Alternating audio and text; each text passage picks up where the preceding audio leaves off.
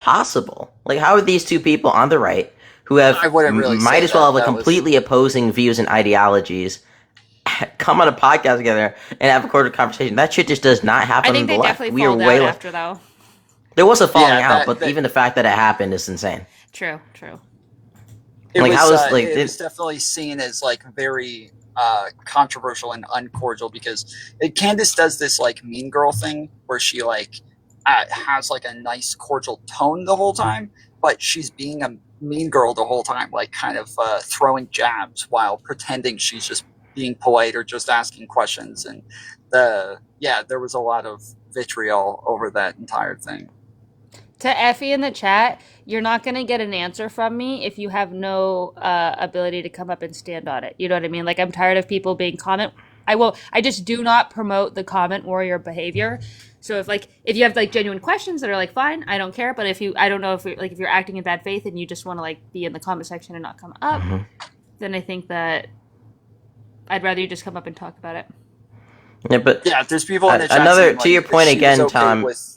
Sorry, go ahead. Oh, sorry. You know who you know who Alexander Hall is or Xander? No.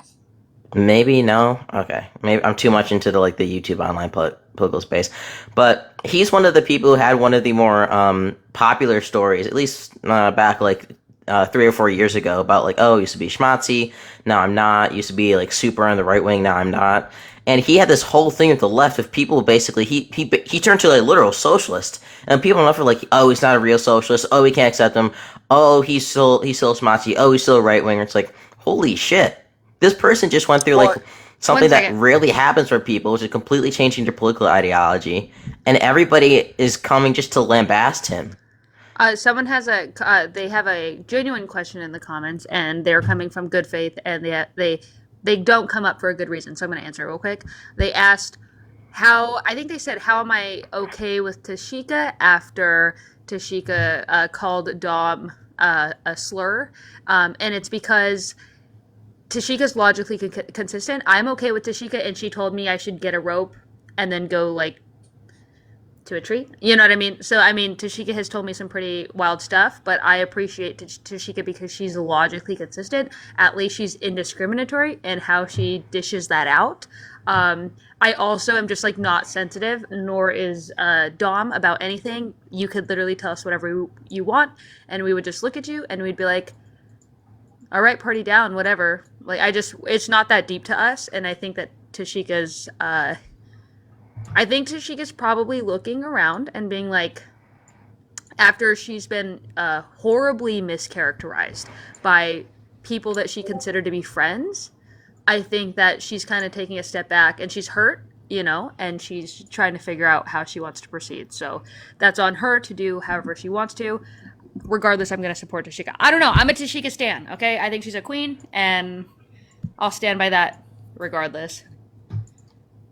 and I think that like we would feel that way even if she doesn't like join the tour. It's not Yep. like a like It's you not have to be contingent on like that. all or nothing. Yeah, it's not like an all or nothing thing where like you that obviously everybody here knows that like she has different friends that we may not like or like different beliefs that we may not agree with. It's not like these aren't contingent on her like agreeing with us on every little thing. Mm-hmm. Yeah. Absolutely. Can I? Are there any sneak peek plans into like where the next location for the next Unfuck America tour? I know Unfuck for America tour time next. Yeah, we just had a meeting before this live, and I know our for sure one. We're already getting a bar rented out um, in Phoenix, Arizona for Amfest. And then when it comes to, we're waiting for Charlie Kirk to just start dropping some tour stops so that we can. Oh my God, Erudite Kyla's in here. If Kyla came up here, I think people would really start popping off. We get beyond that's fine. Do you want me to come back? My main account just got unbanned 10 minutes ago. Do you want me to come back on my larger account? Yeah, do that. Okay. For sure. Sup, Mercedes? Hi, Lucas. I would have let you up last night, but we were letting Tashika. No, I get it. It seemed cook. like a deep moment. Yeah, we were bonding heavily. Our queen was cooking a 5-course meal. So, if you guys disagree with anything in the chat, go ahead and request up. If you are MAGA or if you're on the far left, it doesn't matter. We want to talk to you regardless. If you disagree with the prompt, or maybe you disagree with liberals, if you disagree with anything, we just want to talk to you. Franks said liar. Okay, that's based. Let's get you up here. Hi. I'll stay until I'm done my makeup and then I gotta go film a bunch of content while I'm away. Cool. Yeah, Thanks for having me. I should be filming shorts right now, but I'm addicted to talking to crazy people online. I just think it's so fun. You really are. You Yeah. keep coming back to the pain. Yeah, I just love it because I really feel like I'm gonna chisel a space in which, I mean, look at this already. You know what I mean? I never thought I was gonna get a panel together of like people who could say, whatever they want to without fear.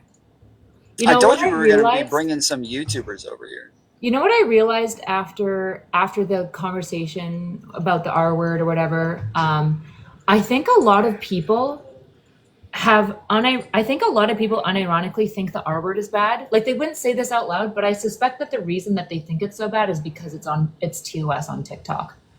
Yes. Like I wouldn't be surprised based on like how like thought out it is, because I really think that there is like no cohesive philosophical like moral system that most people operate off of since we've like kind of walked away from the church. Which like you can walk away from the church or not, I don't really care, but you have to replace like a unifying like philosophical system for your like people. And I feel like it shows. Like there's a lot of secularists using like rules of TikTok as like objective facts. Yeah. If something's a problem or not. Our rules, Absolutely. Our rules And I of think- TikTok not objective. Rules are not Rules of objective. TikTok are objective morality. Oh, You don't wait. say schmurder and grape in real life. The worst part is I've been talking, like when I was walking on TPUSA, like there were some young people that were saying that when they were like, I was like, I'm on YouTube. Oh. Yeah, like it's gonna get bad. Is the sign you'll know that this is actually happening is if people start thinking the word for essay is actually a bad word. Like they start cringing at the idea of saying it. It's like The people come onto my YouTube and say Yahtzee now. Like the TikTokers, when they're not even on TikTok, they're on my YouTube channel and they still say Yahtzee. I'm like, It's so hard. you have I to do talk that like in- a child over here. I do that in real life Or is sometimes, that and because it's a habit. I do that in real life sometimes. And I actually like cringe. I accidentally So- said off at work the other day, and I was like, "Oh my god, I just said that in real life." Yeah, sometimes the TikTok TOS has me trained so bad that I'll be like on the phone IRL and I'll say like unalived and I'm like, oh god, this is cringe. I'm so sorry. It's so embarrassing. If you don't agree with the prompt or you just want to argue about anything, come on. Let's see out. what is the prompt. So we got it's all men is bad messaging. Purity testing is ruining the left. End the soy level ultra BS. Okay, that's a little broad. All right. Stop crying about OM in my video. What does that mean? So the internet decided 3,000 people decided to unfollow me overnight because of a 3-second clip of OM in one of my TikTok videos. Older millennial. She means Yeah, older millennial. Older millennial. Okay. All Wait, right. did Z And say then, Allison? Huh? oh wait, Being was that used the to one describe that was with him? insane. Wait, who said what? Was Wait, that the Hank one where said you agreed with WZ him? debating Allison. Sorry. Did Z debate Allison? Did Z debate Allison? I have no idea. No, I don't think so. She's on her live right now? What? Oh my god, our queen is on Allison's live. Wait. Z is on? Oh my gosh! I Hold needed on. to bring. I'm sorry. I needed to bring this up to Z. What was that atrocious fucking Let me check audio that. I had to listen to when Desi was debating? Well, what was that mic? He was speaking to a mic, which went to a speaker, and there's like a mic in front of a speaker that's putting into recording. Like, what was that? I think the audio is better off of like the actual camera crew and stuff, and we just need to get that footage out. But like, I think the audio from the camera crew is better, but from everyone's phones and stuff, yeah, I think the audio was trash from the phones. Unless, like, I think Oh. Kyla, how was your audio like with the lav mics and stuff? Was that good? I was getting like major interference. I'm not sure. I think it was everyone else's Bluetooth, I suspect. Yeah, we're just gonna get like sticks. My next mic was time. nuked. My mics were nuked, but they were like perfect all day. So I'm pretty sure it was the extra lav mic sitting around. Yeah, we'll just get some. We're gonna get sticks. For Oh the yeah, next they are event. talking. They're going Like over actual boom the. mics. They're going over the financial stuff. Bro, and I'm missing it. Is Allison just gonna do the thing where she like doesn't make any actual like claims, and she's like, it's just weird. Yes. In questions, it's just Yeah, weird. can That was- someone in my chat record What's her that for me? That would education? Like, I would what's her definitely actual like to see that later. So she Yeah. said she was a financial person, but also like a data analyst. So I'm trying to like, is she an accountant? Is she? I don't think she has any experience in any of this. Actually, I'm assuming she doesn't because I immediately Googled a bunch of the companies she said that you couldn't find, and I found like most of them immediately. And the only one that has like a interesting website is it is the actual treasurer, who is the treasurer of multiple campaign operatives or PACs. So I don't like, you don't have to have a website to be a treasurer. That's just what they have. I don't. You think "pick me" is a slur? Are they talking about "pick me" as a slur right now? Yeah, I think they're talking about. Are they like streaming us? No, or- when I pulled it up, they have the financials up on the screen, and it looks like they're talking about that. Oh no, wait, yeah, no, it looks like they are talking about "pick me." Oh, That's because Yeah. I guess like if we're going by like the literal definition of slurs, I guess it is technically one.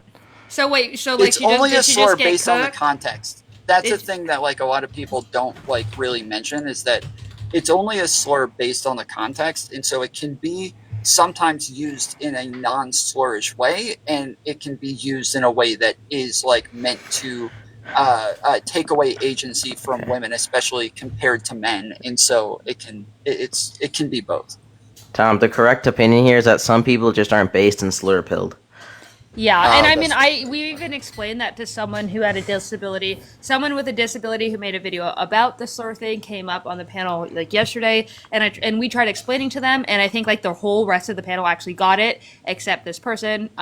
But we were saying like, even when you say that, like if you go to someone who has a disability and you call them that it's completely different than say like you're trying to you burn your pizza and you're like, God damn it, and then you are slur. Like those are two way different situations.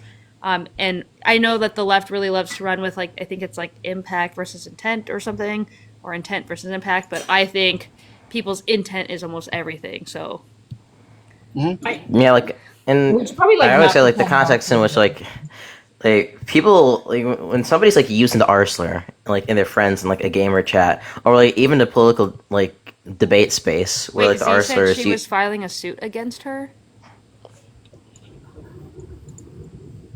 So I mean, Z sent a while ago a cease and desist, and probably could have like, because she has not ceased nor desisted, she is definitely like, that is the next step normally. So she's probably at least mentioned that she could do this because she's already given her the cease and desist. No, not Hex is saying she isn't Is she following not? them. Okay. And to the person who said Tashika literally turns on everyone, so be careful.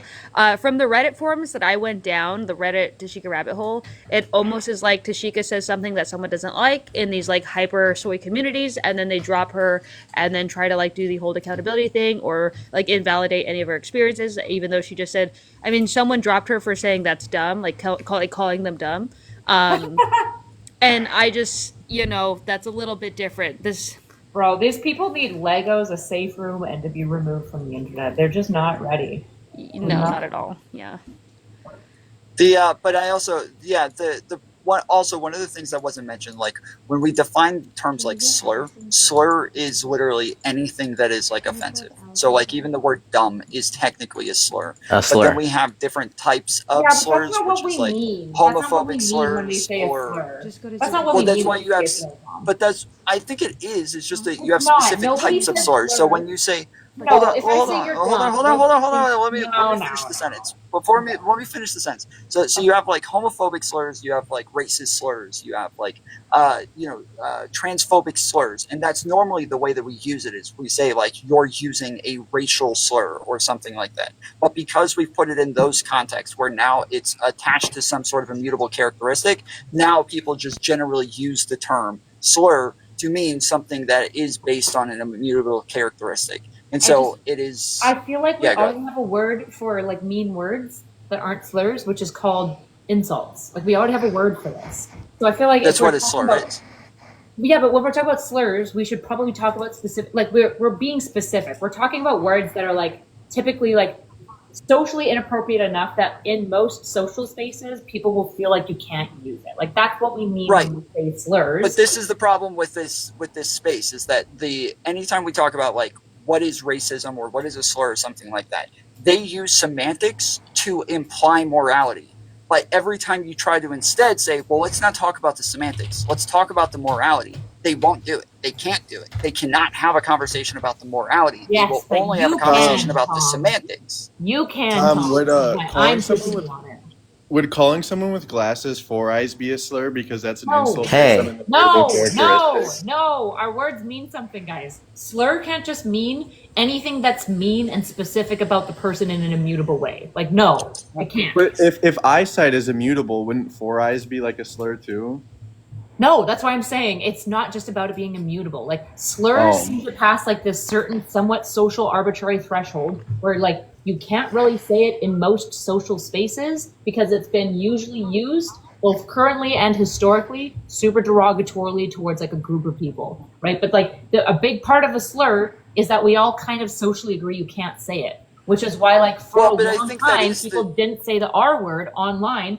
And then YouTube just stopped banning people over it, and suddenly the floodgates were open, and everyone started using the word again because nobody actually. No, but I think that is true for the R slur because if I'm at work, I can call people dumb and I can call people stupid. I will not grant them that it's a slur. Our word. Okay, I'm saying I do think it's a slur. I just think that it's a slur that like you would have to like say that there's. I think that it's got different contexts, and when sometimes it is not acceptable to use it, sometimes it is, and that. At work, I obviously cannot call somebody the R word, but I can call them dumb, stupid, like moronic. I can call them all these other things because it's still not socially acceptable. It's still it's on the edge, right? So like saying the R slur is like the epitome of calling somebody dumb. Like it's what you say if you think somebody's like being say R word, Kyla's extremely mentally regressed. We have to just steal our fucking words, okay? As the TBI queen here, okay. What is TBI? Yeah, I think when we actually try and like quantify like what kind of harm comes about by saying like the R slur, it ends up being very little because like the context of the R slur end up being used in are already contexts where people understand like what it means, right? Like in a debate space where like the R slur is used all the time, everybody understands. I'm not literally saying that you have a mental disability. I'm using it as an insult, and everybody uses it to each other. Or like in gamer spaces, right? Everybody understands what it means, and I think when people then try and say, oh, but you're causing people like harm towards, when they say, no, everybody understands in that context, in that argument, who's actually there listening to it, what that means. Yeah, I do think though that there's a lot more nuance to it because I don't like when people dumb it down a little bit too much. Obviously, if people use terms that like did for a while did kind of associate people with mental disabilities, to reappropriate it makes sense, and the reappropriation makes sense. But if all of a sudden people started saying like, oh, you pulled a Tom, and that thing is obviously a bad thing, I would still be upset about it, right? If they're using a term that was associated with me, and now they're like, no, it's okay, we're reappropriating Tom. We're just calling it like anytime somebody's bald and dumb, like now we just call them a Tom. Like, okay, I don't. Wait, I don't that word from now on. You're being a Tom. Now, you could say they're pulling a Tom if they're super fair. Like that is. I think we just have to accept, like the real Giga Chad take is, first of all, I don't really care what language you use. I care about like what you do with it. Sure. Other than like honor TOS as much as possible and push back on TOS if you want your words back where you can. But I think if we're saying the word slur, like Tom, what you're suggesting is kind of like a a flattening of the word so that like slur implies something moral. Like we agree it's like a big bad word. Like it's a big naughty thing to do. And so if you're gonna say, well, slur is just like anything immutable like at any time, which I know you're not precisely saying, you're like giving some historicity of it, right? I think the issue is that like it's still like watering down slur too much. It's like, okay, well, how long do people have to call women Karens before Karen's a slur? And wait, but I think Karen can be used as a slur. yeah, but the issue is I want to reserve slurs to words that like actually have like some level. Like, I'm sorry, a Karen is just not as impactful as calling a black person the N-word. I feel It's like just it's not too as like impactful. arbitrary. People are to, Sure, like, but they kill don't all this have to thing. be the same thing. We can use like the C word as an example when the way that Hassan was using it against chatters when he was calling them like dumb effing C words. That's obviously Wait, is that the it's word obviously a word or slur the in word? that context. The one, the saltine one.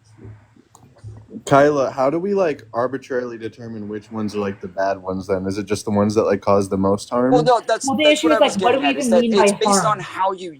That's what I'm saying. It's based on how you're using it, and so when you're using it in a way that is, like meant to stigmatize not just somebody. It's meant to stigmatize the immutable characteristic. That is the thing, because if now all of a sudden we start to think of people differently based on that immutable characteristic, Okay, this but then is why like a can't you say the dehumanizing N-word? process. Why can't you say the N-word when you're just being like, what's up, my N-word? Like, you're not stigmatizing anyone. You might not even be using it against a specific race or group, and you're using it in a friendly way with a soft A. But I was sure that you would agree with me that you probably shouldn't say it, Tom. So, like, why? I don't know about shouldn't, wouldn't, but I do think that that's because of like a misunderstanding within social norms, that we just, some things are stigmatized unnecessarily without there actually being any sort of harm attached to it. Whereas like I wouldn't versus shouldn't, yeah, very, very different.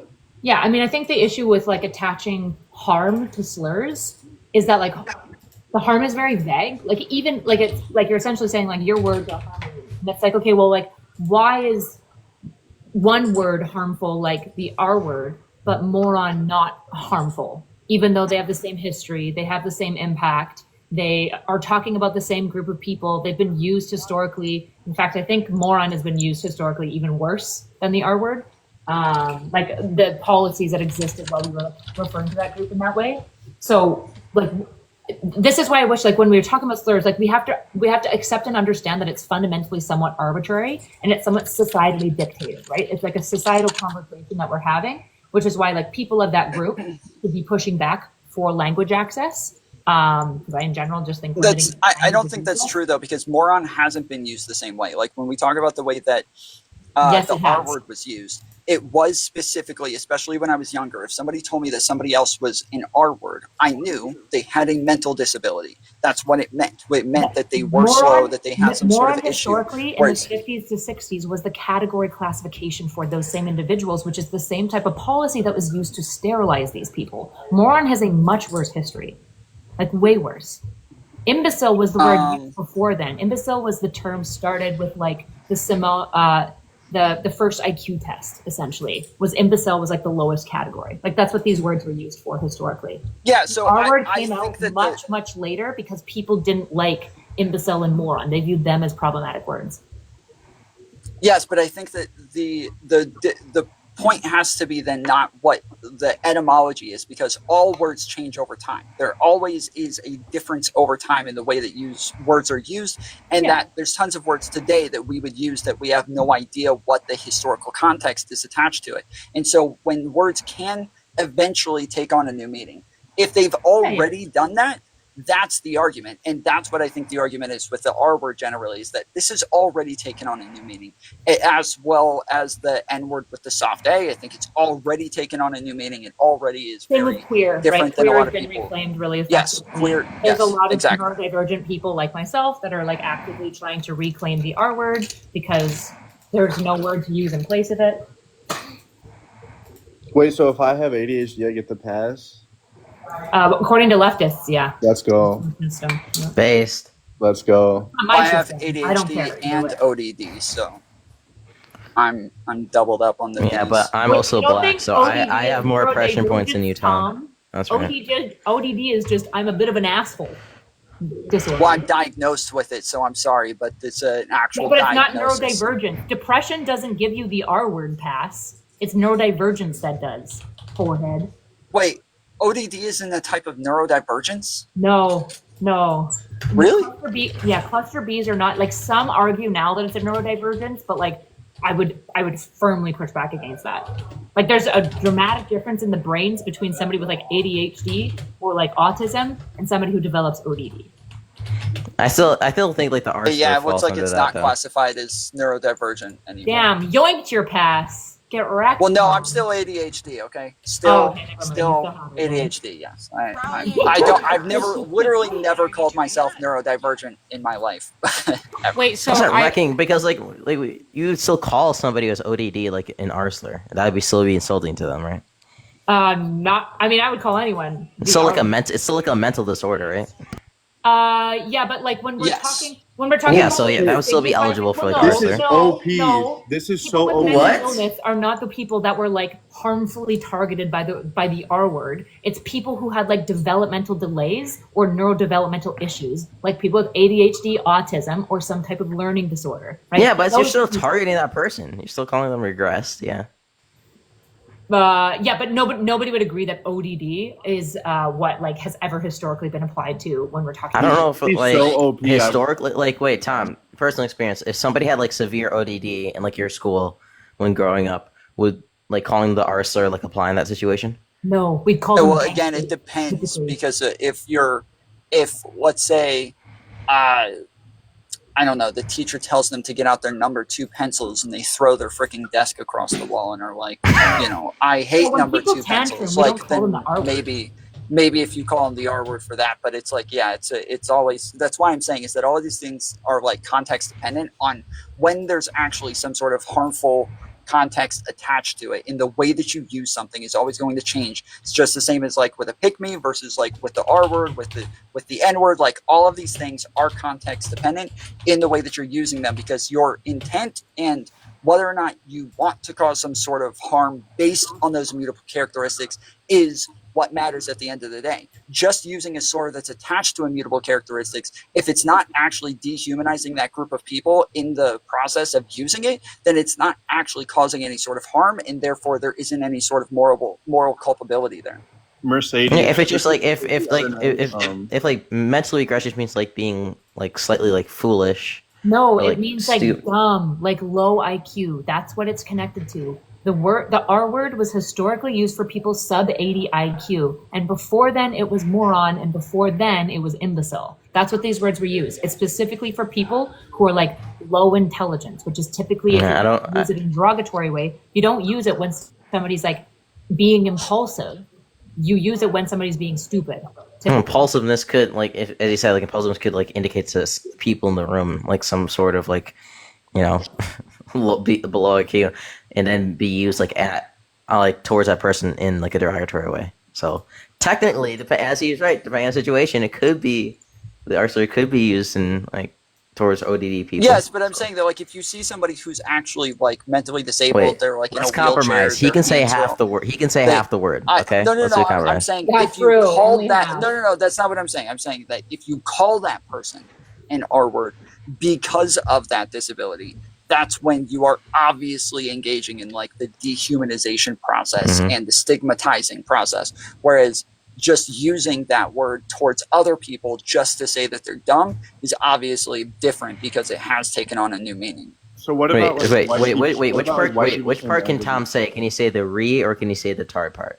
I think the TARD part is the part that really hits hard. So he Yeah. can only say the yeah. So he I only can say call only them a say the Riri. yeah. Yeah. Wait, so Tom, what about like a white person saying the N-word to another white person then?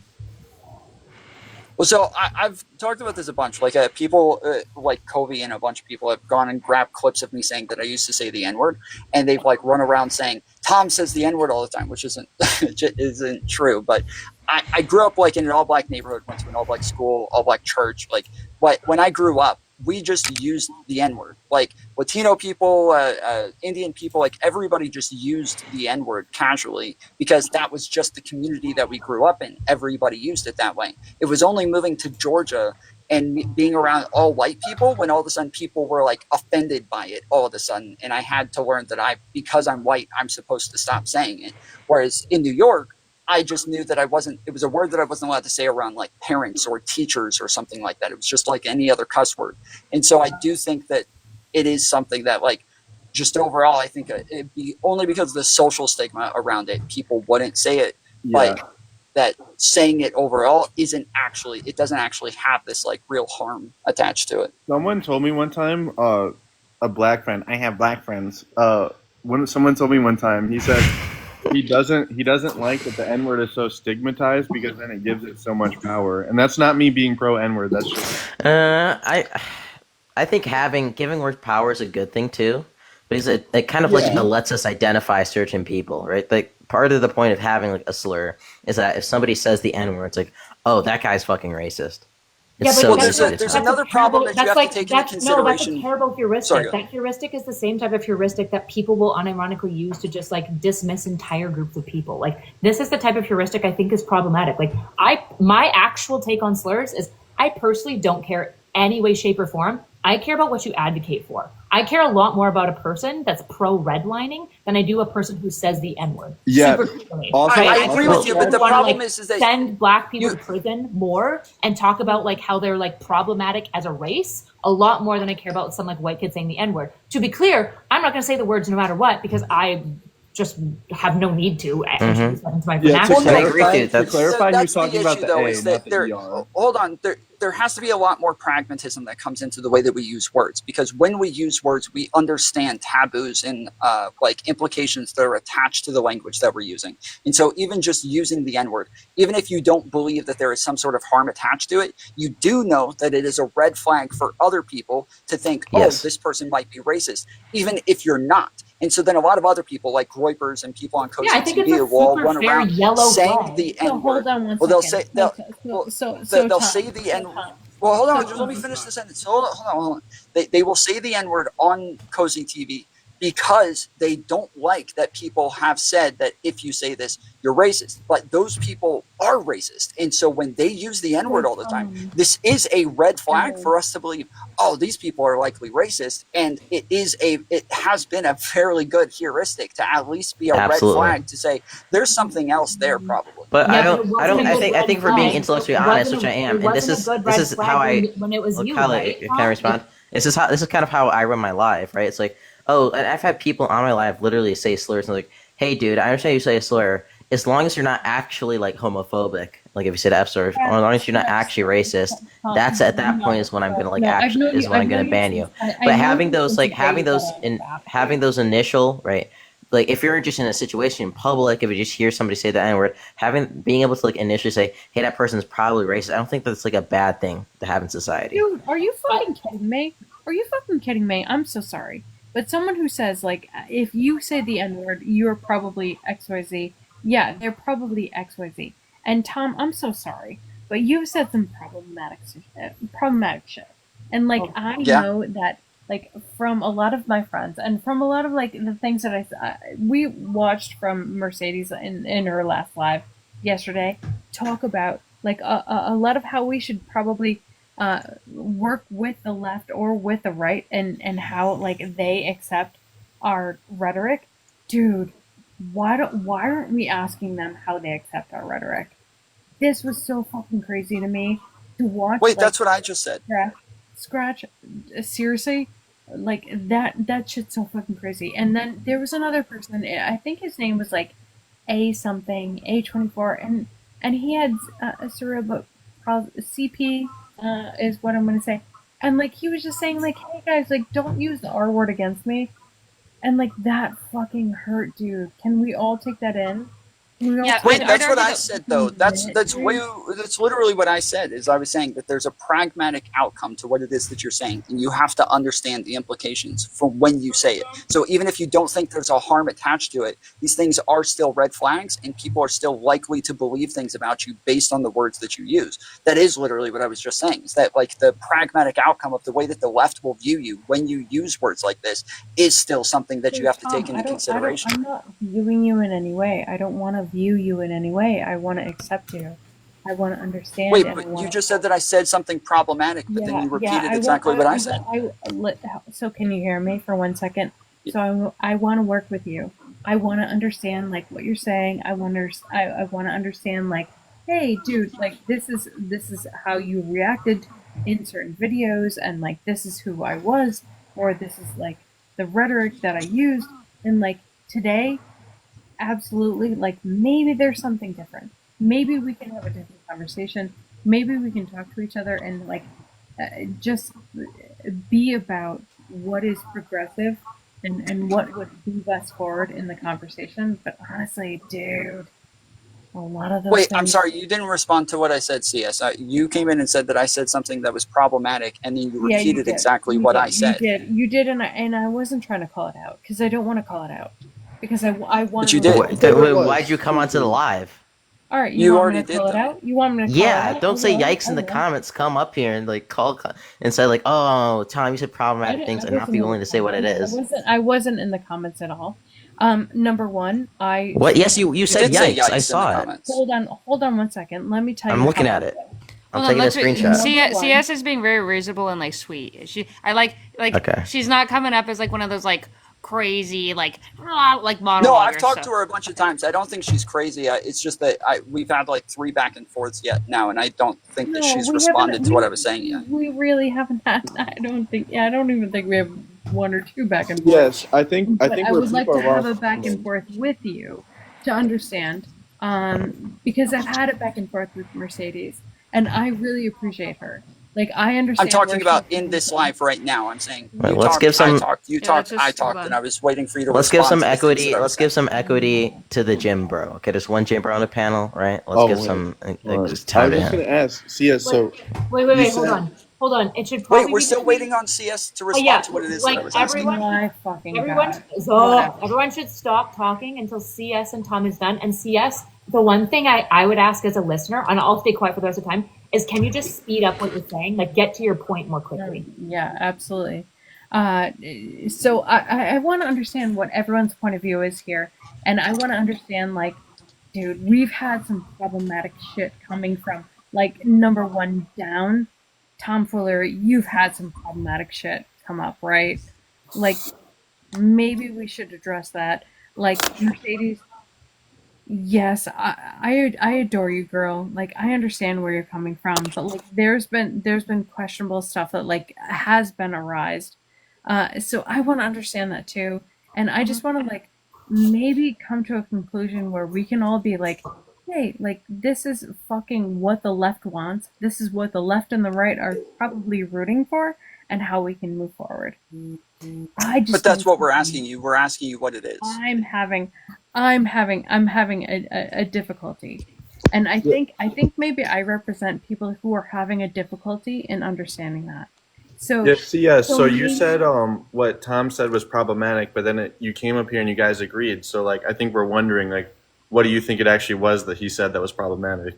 yeah, it was the walk of the salute thing that made what? me have a little bit of an ick. You know, like made me have The what? a bit of a problem. So Tom, it was the video where you were watching the Kanye, and then you walked and had this salute like in the background. That had I took a little bit of an I issue. saw that last night. And that's okay. That's okay. Dude, we all fucking make mistakes, dude. I make fucking wicked mistakes. So I want to, like, that's okay if you did that, but, like, that's, I think, something we can all take accountability with, right? But Tom, you were obviously joking, right? Yeah, I don't think I did anything wrong or problematic there. I think that Yeah. like this is what I've said before is that like if I'm saying something, so sometimes I'll say something that is like considered to be racist, like out of context, right? But in context, if I'm saying something sarcastically to make fun of a racist, saying racists are dumb, they'll say stuff like this, right? Or like sexists are dumb, they'll say stuff like this. So out of nowhere, I'll say something like, you know, women should get in the kitchen and make me a sandwich or something like that. Not actually saying that. I'm saying it making fun of sexist people who are like overly pushy on women being you know, in their specific gender roles, regardless of what it is that they want with their lives. And so in that clip, it is blatantly obvious in context that I'm making fun of racists and that I'm making fun of Kanye West. Yet, I don't wasn't. think that I don't think it was. Can I just don't think it can I was get my obvious. perspective as a black man here real quick? Yeah. I so- watched the clip for the first time, and even out of context, I immediately understood he was being satirical. It was so obvious, and I immediately I was like, because I knew who he was, and it was so That's your unoffensive take. because Thank of you, that. Scratch. Thank you, Scratch. That's your take, and I appreciate that. And I appreciate that. Like, maybe I can't see that from what my standpoint is, but dude, that was fucking problematic.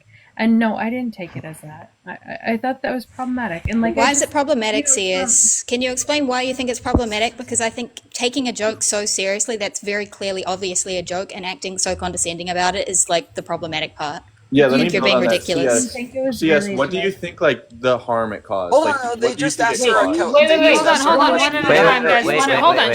CS is You the gotta only let her answer. Hold on. One at a time. Do you think it was really a joke when someone hears a song that is absolutely like something that people? Hold on, Mantis. Mantis, calm down. Oh dear. Do you think it's problematic that if someone is making a march, literally, fucking take this in, you guys, fucking take this in, a march and a salute, walking across a video saying this fucking song about Schnazis that is playing in the background gets me fired up? Do you think that that is fucking okay? Yeah. So Yeah. the problem that I have. Hold on, not a guys. fucking Just joke. chill. It is so the problem that I have is that like You're retarded. there's a lot of pictures of like where people took pictures you heard of. that?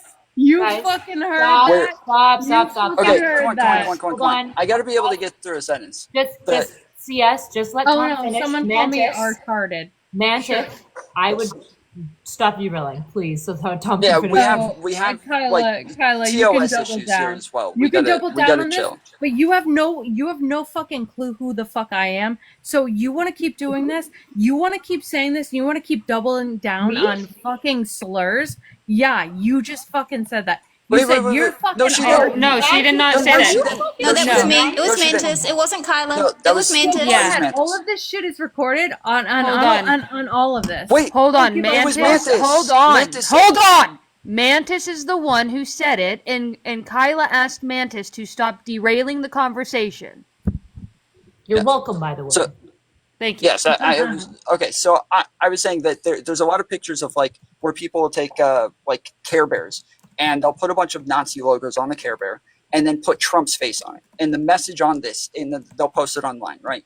And the message in this is to say that Trump is a Nazi, right? They're calling Trump a Nazi, but you can't just say because they posted a swastika, this isn't funny, this isn't a joke. You posted a swastika. This is problematic. Well, no, it's not. They're calling Trump a Nazi by putting the symbol on him. And so this is the same with I'm doing this march to Kanye's song as though like this is a thing that makes sense with a black man singing a song about Hitler. That this is like it is obviously making fun of neo Nazis and Kanye West in the context that it's in, especially with my persona of the guy who debates neo-Nazis, who has a documentary on anti-Semitism, who has worked with anti-Semitic organizations fighting against anti-Semitism, who has like most of my platform has been fighting against the far right. The idea that me doing that is now problematic when it doesn't actually espouse a negative belief. It doesn't stigmatize anybody. It doesn't dehumanize anybody. It's not sending harm towards anybody. I can't imagine what the negative outcome here could possibly be.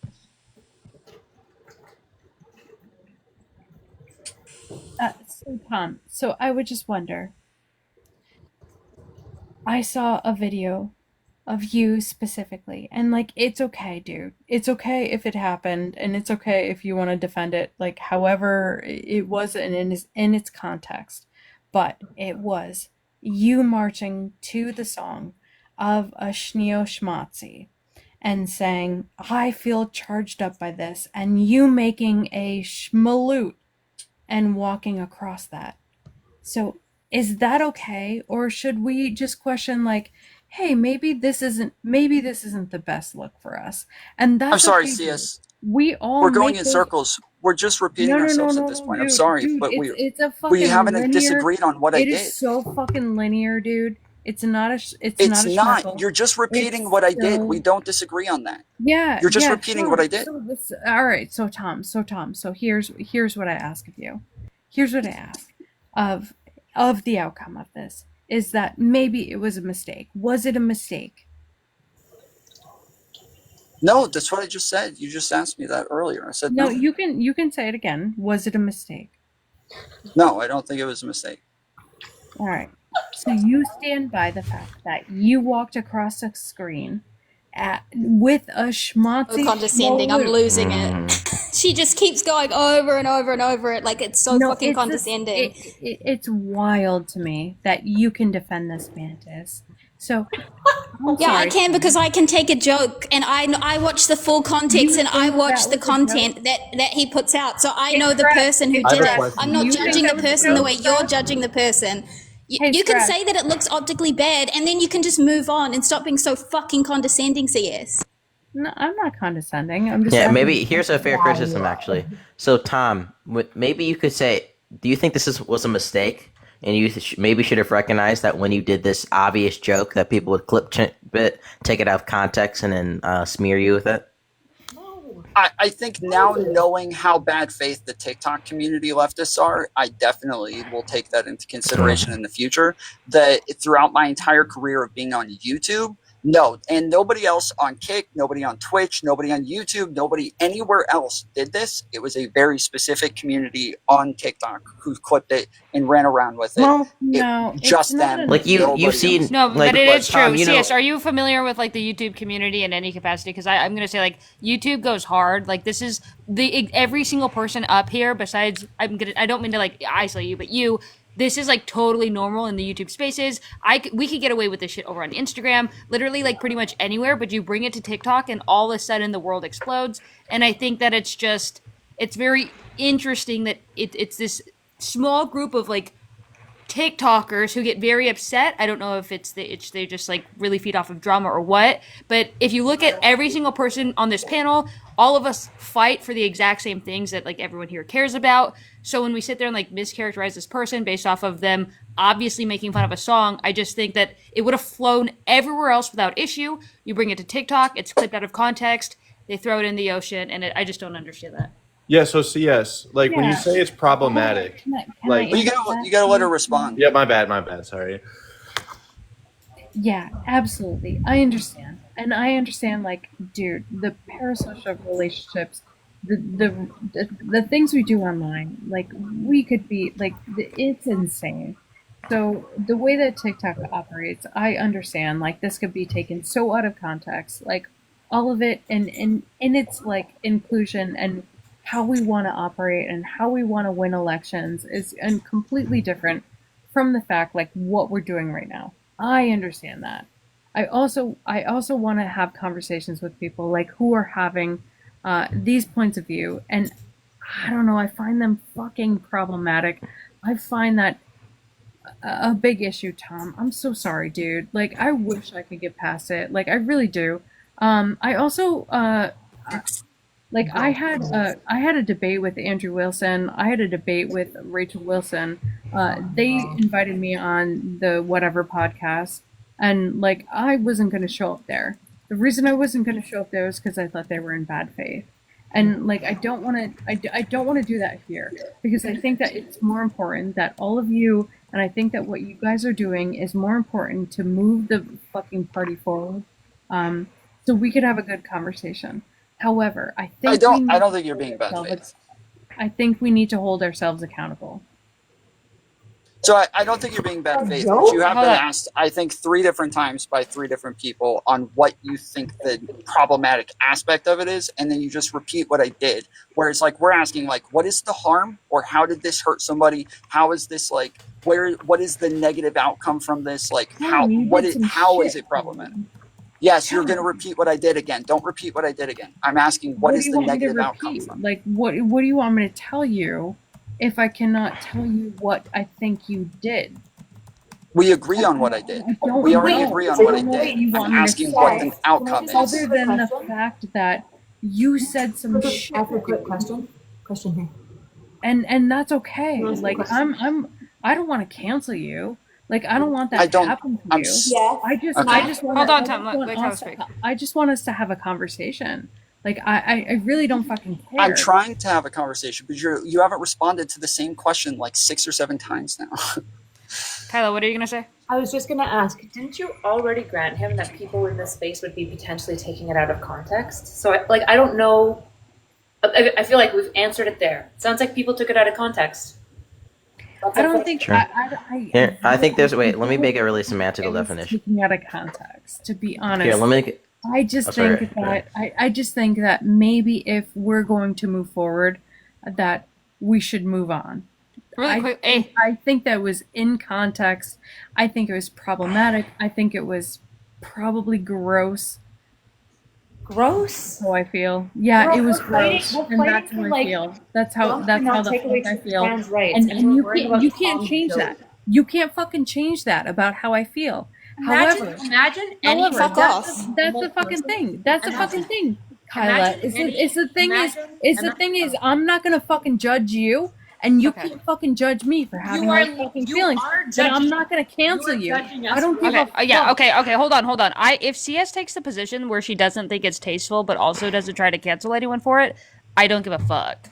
Personally, well, but I think you can problematic is a moral condemnation. It's problematic is a moral condemnation. But even regardless, if she wants to me, but I don't give a fuck. Yeah, to me personally, if she wants to say, my biggest issue, like with these leftist spaces, is when if you think something's problematic, unfollow me and just like be quiet about it. But like, not saying you, that was not directed at you. But like, if someone has a problem with something that I do, it's like, okay, you don't like that. I'm still fighting for you. Just please go over there. Versus like, if you think it's problematic, I don't give a shit. It's just when literally people, every time I've ever been canceled, it's been by a group of people saying I'm not trying to cancel you. Every time I've been canceled, CS is. I have to say, genuinely though, I would say that CS is like probably one of the only persons who says that and is actually genuine when she says it. Have I ever? No, I'm saying it doesn't. Really quickly, we have a new person on the panel. We have a new person on the panel, and I wanted to introduce them. AG, hi. What is your input? How you doing? I'm good. How are you? Good. AG. I wanted to let y'all finish. AG, you were talking to Allison. AG, you were talking to Allison earlier, right? Yeah. I wanted to make a very. AG, hello. They said yes. Oh. Okay. Do you have any what is your stances? They said they wanted us to finish the conversation. They want to the talk conversation about just not. Yeah, we can talk. I think we can talk about something else because we're just not going to agree. Like CS takes the position that she thinks like it's not okay, and I think that's fine if she thinks it's not okay, as long as she doesn't try to cancel us or like doesn't like panel up and be like, oh my god, everyone needs to unfollow these people. That I literally don't care. Yeah. I think the best position. And I'm gonna be honest. I'm gonna be really fucking honest. I'm sorry, Scratch.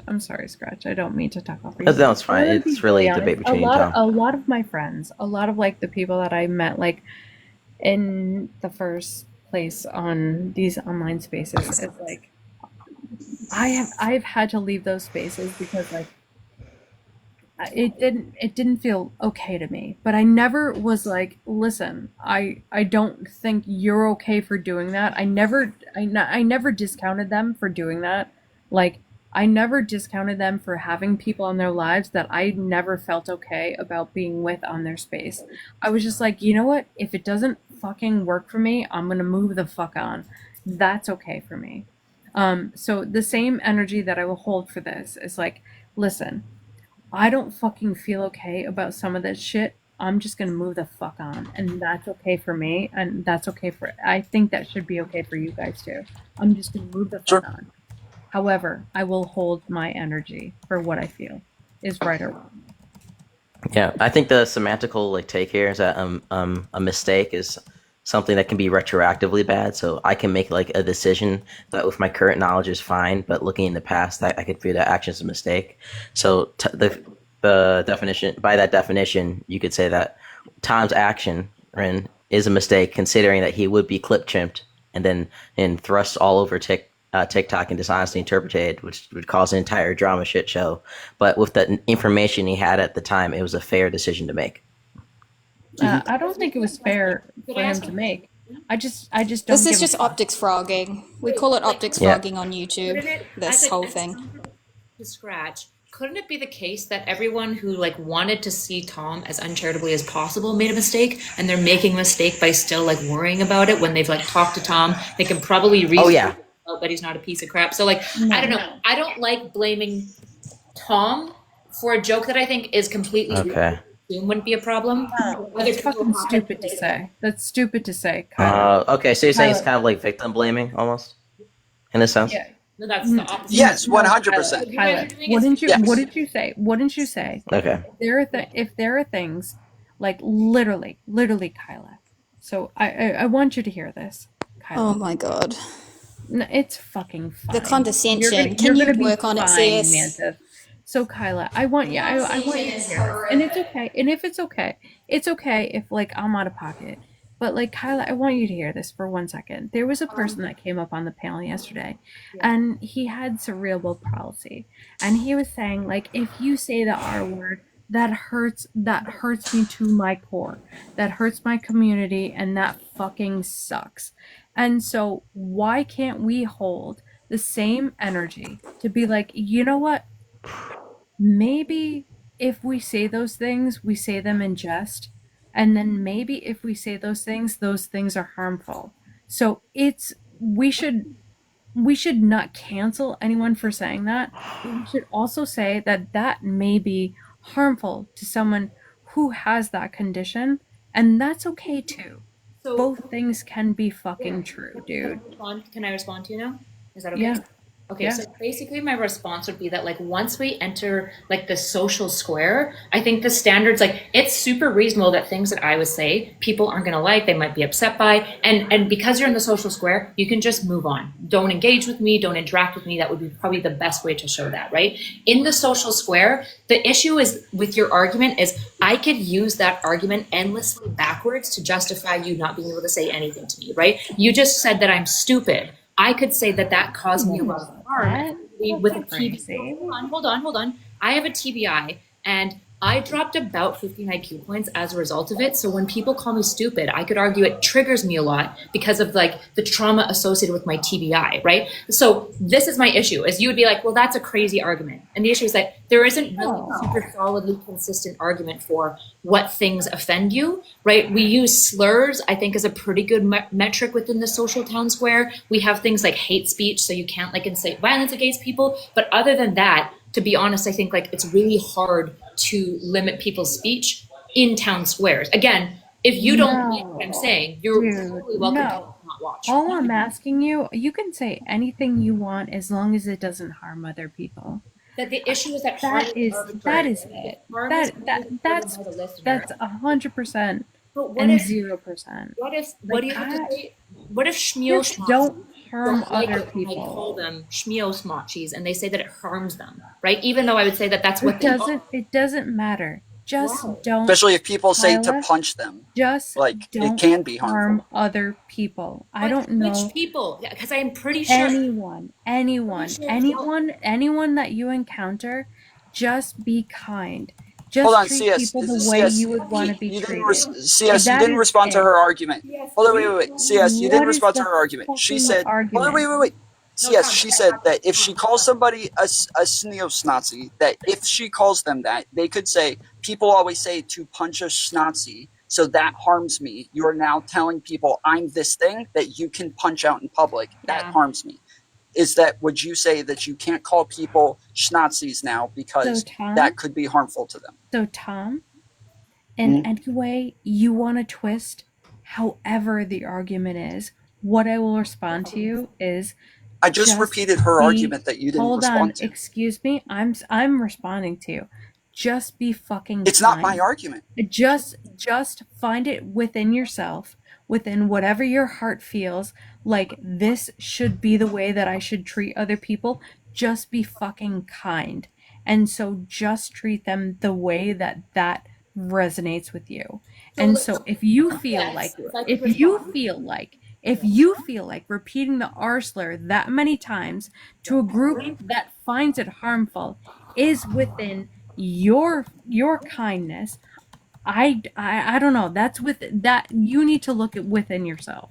Can I say something real quick? I will continue. Yeah, I've been waiting for you to speak because as a member of the neurodivergent community, I feel comfortable using my word as much as I would like to. And if you don't like that, do it. Totally Do it. okay. And if people Nobody honestly cares. for Nobody example, fucking CS, cares. yes, you're interrupting me, and I just waited for you. If yes, you came up to me in a panel and you said, I really don't like it when you say these words, I would actually do my best in the panel to honor your request that you've made directly to me. But in the public square, I can't mind read everyone about what words will offend different types of people, which is why I think there's a couple of good golden rules. Don't do hate speech. I think we can all agree that that's not good in the town square, so inciting violence. And don't use obvious slurs. But the problem with slurs here is I'm the member of the community, which typically means that I'm allowed to use the word. My fucking God, dude. Kyla, so I want to ask you this question. So you're saying if you're neurodivergent, then you can call other people the R slur and it be okay. Yeah. Okay. So what if I am part of that community? And what if I say to you that's harmful to my community, and that's harmful to the people that have come up on the panel for the last 24 hours to tell you that, like, maybe we should be introspective about what we say to other people. So that's not necessarily like that hurts a bit. Do you feel like that's still okay? Yeah, absolutely. 100%. Okay. Yeah. All right. So you and I are on the same level, right? Cognitively. I don't know. Well, I'm neurodivergent. I've been diagnosed with ADHD a long fucking time ago when I was a child in high school. So I'm neurodivergent. So you could. Yes, you have to let me respond to you. You like talk for like minutes at a time, so you have to let me respond. Yeah, typically you're like a bit of a slower speaker, so you have to let me respond to it sometimes, right? What you say is my community gets harmed by it, and I'm telling you, in my community, which is also neurodivergent, I go live to like sometimes anywhere from like 200 to 600 people on YouTube. We like to use that word. We want to reclaim that word. So that's fair that in your community you don't like to use it. Don't use it. If you don't like that word in my community, don't come into my community. That's totally fine. That's totally your choice.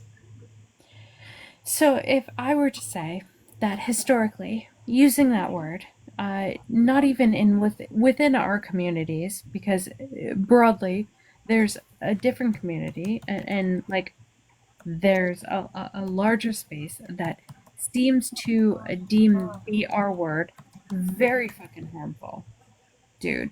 You'd be like, you know what? I want to use that because I think it's fucking cool and I can do what the fuck I want without taking people's like emotions into consideration. The issue is that I can't be. Just real quick, Kyla, we're waiting for. Hold on, wait. Yeah, we're waiting for AG to go. So if you guys want to both like just give like a last closing statement on that, so that because AG wanted to bring up a different topic.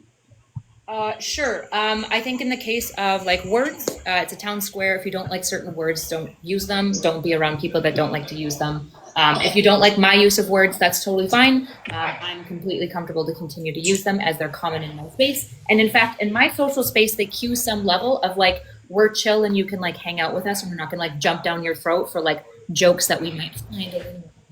Which, if that's your community, you can do it. If that's not my throat. You need to code switch for your community. I'm not interested in it. Okay, yeah, I don't think that's code switching whatsoever. Using the R slur is not code switching, but I would say that it's harmful, and maybe you should look into stupid, which is harmful. Okay, beautiful. We're moving on to AG. AG, what is your statement on all of this, or what is your thing you want to talk about? Yeah, they had a different topic, I think. No, I had a very specific question. I want either Kyla or you, Mercedes, to answer the question. Why is telling a woman that she should go into the kitchen wrong? Or that she belongs in the kitchen wrong? It's mean. I don't know if it's wrong. Yeah. You don't know if it's wrong to tell a woman that she belongs in the kitchen? Like, okay, so like, is this like joke? Like, okay, so if I had a girl and I'm like, yo, go make me a sandwich, like, No, like And telling like a woman this is that the place that she belongs is the kitchen only. Like that's where she saying belongs, is in the kitchen. all women, right? All women belong in the Yes, kitchen, all right? women. Yeah. Tell me why it's wrong to tell all women that that's where their place is. They belong in the kitchen. Well, if you're saying that argument seriously, I would say that that's wrong because it's inherently limiting women's rights, which I think is a bad thing to do in a liberal society. Okay, why are the words harmful? No, I don't think the words aren't. The ideas that they convey, right? Yeah. Like if somebody didn't say women have to be in the kitchen, but they said repeal the 19th, I would find it similarly like offensive in like what it's trying to communicate, which is that we should limit women's rights. Would you say that maybe like the history of the words of like limiting the women's rights, using the words to limit women's rights, degrading women based off of like thinking that they are only supposed to be in the kitchen because that's what they're best at, because women are just objects for like they're helpers for men. You think that's maybe one of the main reasons and why it's harmful to use that kind of language? I mean, okay, so are we joking or are we being serious? Like if No, I'm being dead serious. No, not are you joking, but like okay, like pretend I'm joking around with a girl. In the hypothetical. Yeah, and I'm just like, yo, go make me a sandwich. Or if I'm like serious, like you belong in the kitchen, like right now, like are we which? No, like I'm saying like a man that thinks like a woman belongs in the kitchen, why is it wrong for him to engage in saying those words? Well, I mean, I think it's wrong to limit anyone into a space. Like if you genuinely think that they belong there, or if you genuinely believe all women belong there, that's wrong. But if you joke around with your spouse and you're like, girl, go make me a sandwich, and you guys just exist in that type of relationship with joking, I don't even think that. I think that's whatever. You guys exist like that. It's fine. Okay, so you think like in a sense where like somebody's just randomly saying like you belong in the kitchen, but they don't mean it in the same sense. Well, let's say like this man like doesn't like women, he doesn't value women, and he says women belong in the kitchen. Why is that wrong? Why is it harmful for him to say? Because it's belying in this instance, right? The issue is that it's belying an actual held belief that he has, which is that he genuinely thinks that women should have less rights and be oppressed. Right. Bad. Right. So let's talk about the word the R slur. Okay. So where did it originate? Typically, it was like a later adaptation after the word moron when we were talking about people below 80 IQ typically, so anyone with like developmental delays. Right, and so what before is, we go on like, to the R slur, action... AJ, Tom, can you say, no, wait, just, do you agree with what they were saying? Like their reasoning for the hypothetical? Do you agree with what their reasoning for why it would be bad? I mean, agree, disagree, yes, I would say like we came to a consensus that we could come to the same. I was just trying to get the same principle across. The point of me saying that was the principle of like you understood the harm behind it was there was actions and history behind the word. That was kind of what I was trying to get at. Well, it wasn't. Okay, I just wanted to make sure you agreed with history at all, right? That might be somewhere where we differ, right? If my understanding from me and Mercedes, at least, is that there's a genuine belief behind the statement, and it's the genuine belief that's the problem. The statement can be like a cue that the genuine belief might be there, but typically I'm going to opt to like explore a bit more with that individual before I decide whether or not it's like legitimate or not, right? Is the belief harmful? I mean, when it's held internally, it's just shitty to hold towards other people, but typically they're going to act on it in like subtle ways, right? That's where the harm comes from. Right. So then I would say the same thing with the R slur, right? I would say that I agree with you on that. And that's the issue with the R slur is we see this back in Yahtzee, Germany, specifically in Action T4, is one of the first people that they were to round up. And actually, I'm going to show you a picture because I think this is like when it really important. Because nobody actually gives a single fuck. But I think you said you're a part of the neurodivergent community. What part are you a part of? Are you ADHD? Do you have autism? What do you have? I have a TBI that caused TBI-induced ADHD with a couple of other symptoms, not ADHD related. Okay. Yeah, so this is like, these are two autistic children that were tied to back whenever they would take autistic children. Specifically, we talk about Hans Asperger. He thought that specifically that level 1 autistic is what we call now. People that had Asperger's were specifically better than level 2 or level 3 autistic people, as we would call now. They would take level 2 and level 3 and tie them up, like in this picture. And so the reason behind the words, the R slur is wrong, is because they would take people that had Down syndrome and that had autism, anybody that was highly on the level of like needing help, tie them up and then hurt them, harm them, grape them, murder them based off of these, and they would call them the R slur. So I think when you say things like R slur over and over and over and over again, Nazis didn't invent the word, just to be super, super clear, because before their program, moron and imbecile were also used for the same communities. What the I agree with you, but I agree with you that all those words are harmful. But I think that one of the biggest. Wait, sorry, Kyla, you cut off. What? I said, I just want to make sure, because you were getting interrupted. You believe that moron and imbecile are also slurs?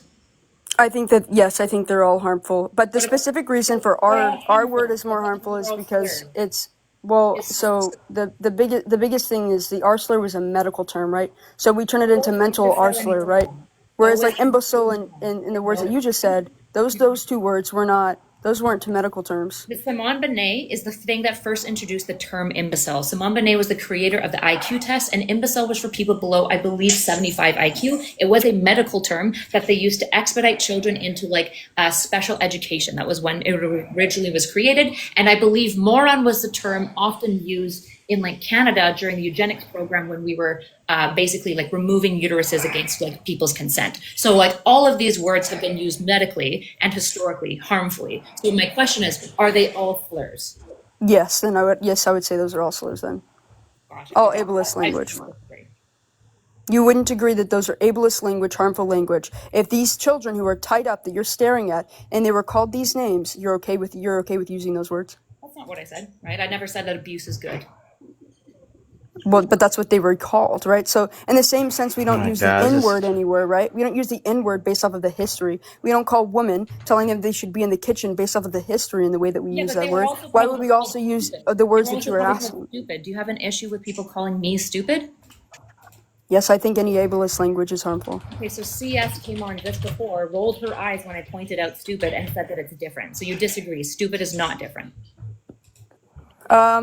Well, I think that the R slur, I think, has a lot more, like, I think maybe some heavy language behind it, as opposed to maybe the other ones. Maybe, maybe that's just my education, my lack of education there. So that can be like something we can talk about. But I think that specifically when we talk about the R slur, there's a lot more, that word was used heavily to degrade and abuse people more than I think any other word. I think stupid is so like to be degrade people like holistically, probably more than any of these words, because it's such a common word, right? So yeah, like saying the word like somebody's like saying somebody's bugging me, that came from the word bugger, and that was like a xenophobic slur towards people. It used to be. Am I not allowed to say that? Wait, say that again. I'm not allowed to say somebody's bugging me because the word originated from the word bugger, which used to be a xenophobic slur.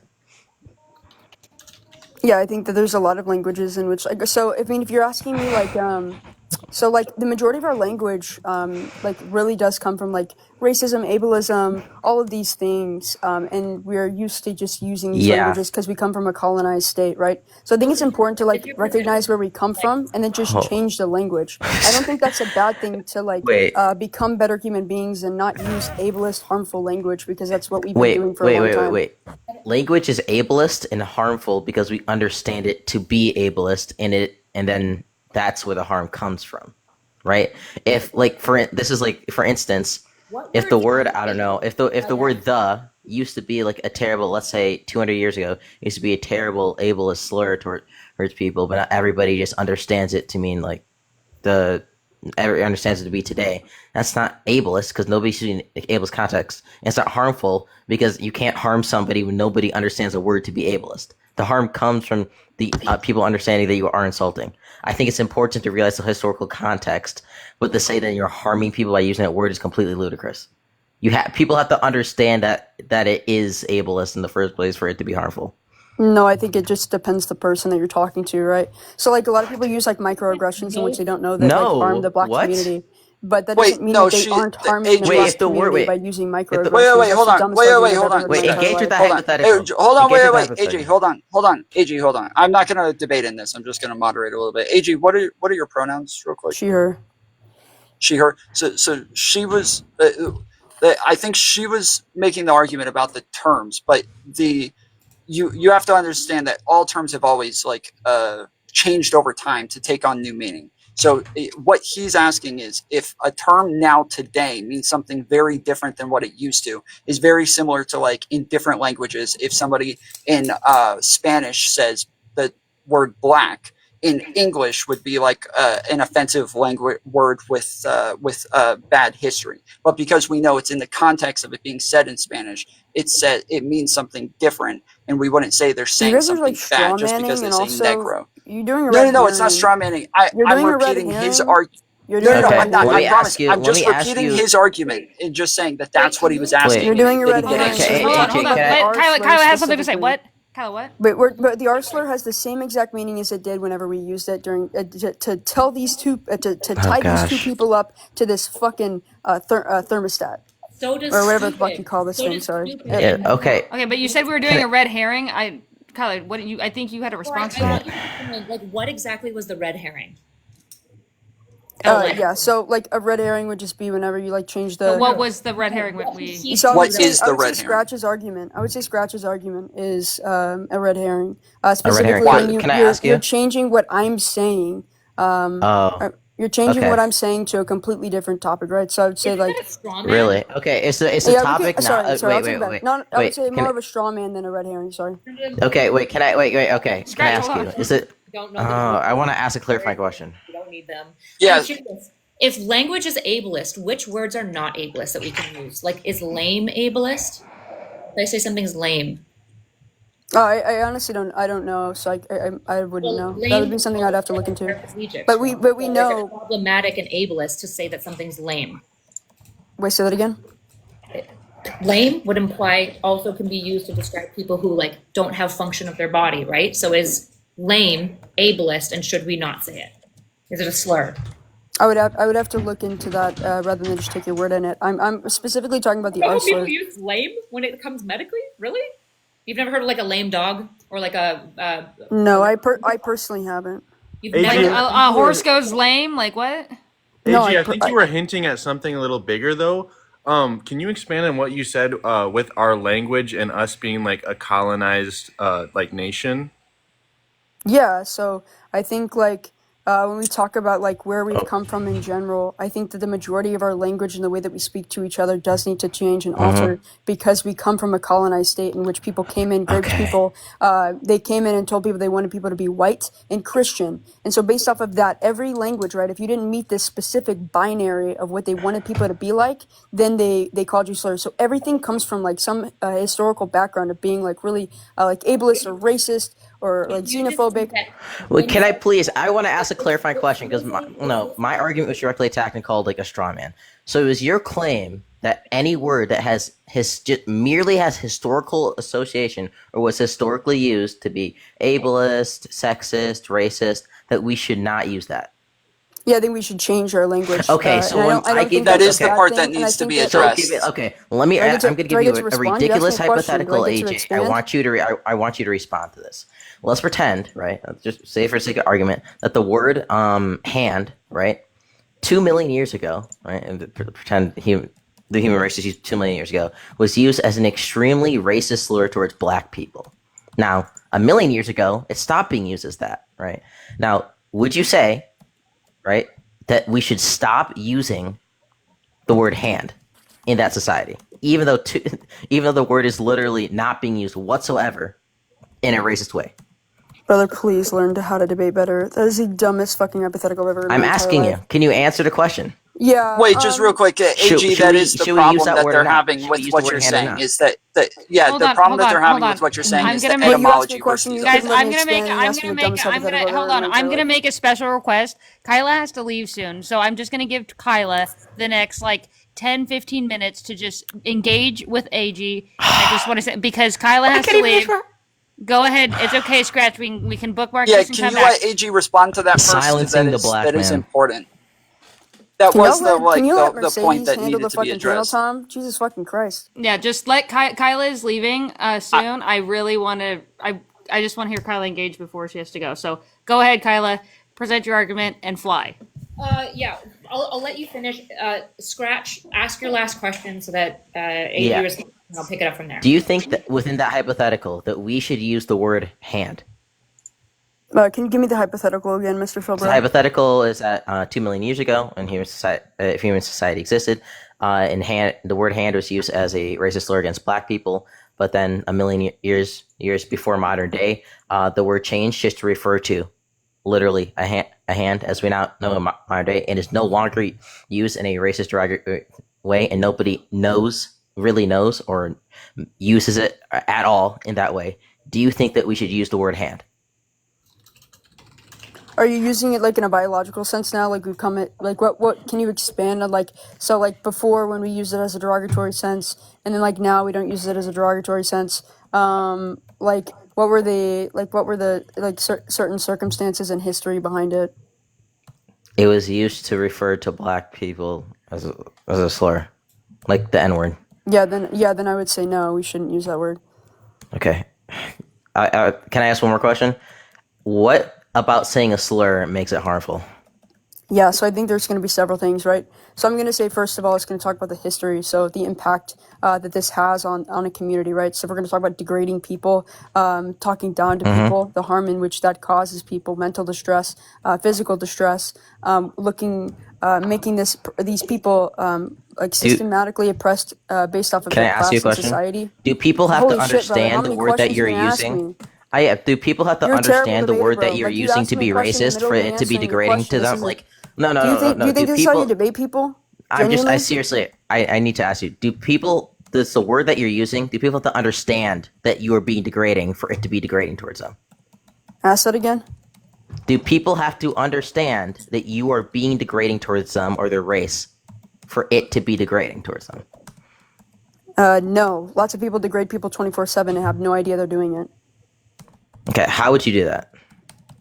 How would you degrade somebody without them knowing that they're being degraded? Well, yeah, For at example, least specifically with a word. people hold subconscious biases in which they're going to inflict on people. For example, some people have not deconstructed the racism enough to know that they look down upon black people enough to hold microaggressions and speak to them in a microaggressive tone. That's exactly how you would explain How would somebody it? who But has some sort of subconscious bias. if the word hand is understood in a biological sense, how would that activate microaggressions on a subconscious level? If it's so within historically, if it's been used that way, right, it's going to be passed down through your lineage, right? So the way that they look down, they talk and treat people this way. And if they Over a haven't million years? deconstructed it, I think the only question I ask you if like they've deconstructed it, but if the word has been historically used that way, then I just say we shouldn't use that word anyways. We have enough language and letters to make up new words for things. There's no need to use a word in which was historically harmful. I think the problem with the entire problem with your argument is that you're assuming that a word, or just because a word is used in the past, that therefore people are going to be degraded or harmed from it. And I think that kind of like where You're your argument starts to strawmanning me. fall. I give you several different reasons, and you I pick two can of them because you literally. can't track. I'm not That's sad. strawmanning you. I'm not strawmanning you. You pick This two is things that I exactly said right. because you can't track. It's a This isn't a skill issue, straw brother. man. This is literally. It's a This That's is skill my issue, brother. understanding of what This you is said as exactly- well. this is- I agree with you, AG, but I do. That is what I believe your argument to be as well. Okay, well, neither of y'all are tracking, then it's a skill issue. Okay, It's Kyla, can you not- go? Kyla, okay. Go wait, ahead. yep, go ahead, Kyla. Okay, so I guess I'm just trying to understand like your threshold for harm and slurs, right? Like it seems as though essentially if the knowledge is available that it was ever once used harmfully, we shouldn't use it. So I guess my question would be, how did we reclaim queer? Yeah, so I think that lots of communities reclaim things, the same way that we reclaimed the pink triangle, right? And that's like historically harmful because it's tracked back to Yahtzees once again. So I think like we can reclaim harmful words, but I think it's okay if we use them within our community within a consensual basis, right? So like if you are with your friend that has ADHD, you and your friend who have ADHD or are neurodivergent who are exchanging between each other and use the R slur, I think that's different than you unconsensually calling someone the R slur that is not neurodivergent and just knows that word is harmful. You don't know how you're going to personally hurt that person. You don't know if they have somebody close to them. You have no idea the harm that you're going to inflict on them by using a slur that has historically been used to degrade, to unalive people on the basis of them being just less than and looked at as less than. So my issue is that like that's not how queer was reclaimed, right? It wasn't like this like mutual consensual like, hey babe, can I call you character? They just like started saying it aggressively and were unapologetic to anyone who wanted to police their language. And I was like, what I'm essentially saying as a community member is I understand certain people in my community disagree. I have an entire massive Discord of 4,000 people. I've got an entire community that agree with me. If you don't, that's okay. We are reclaiming the word in any way that we would like to use it. Sometimes we use it as an insult. Sometimes we use it as a way to just refer to one each other lovingly. We get to use it however we would like to, because it's our word and nobody gets to steal it from us. Okay, so essentially you're saying your argument is you're going to call anybody the R slur and demean them because it's your word now. It actually, like, it offends me when you call it a slur. Like, I'm calling it the R word, right?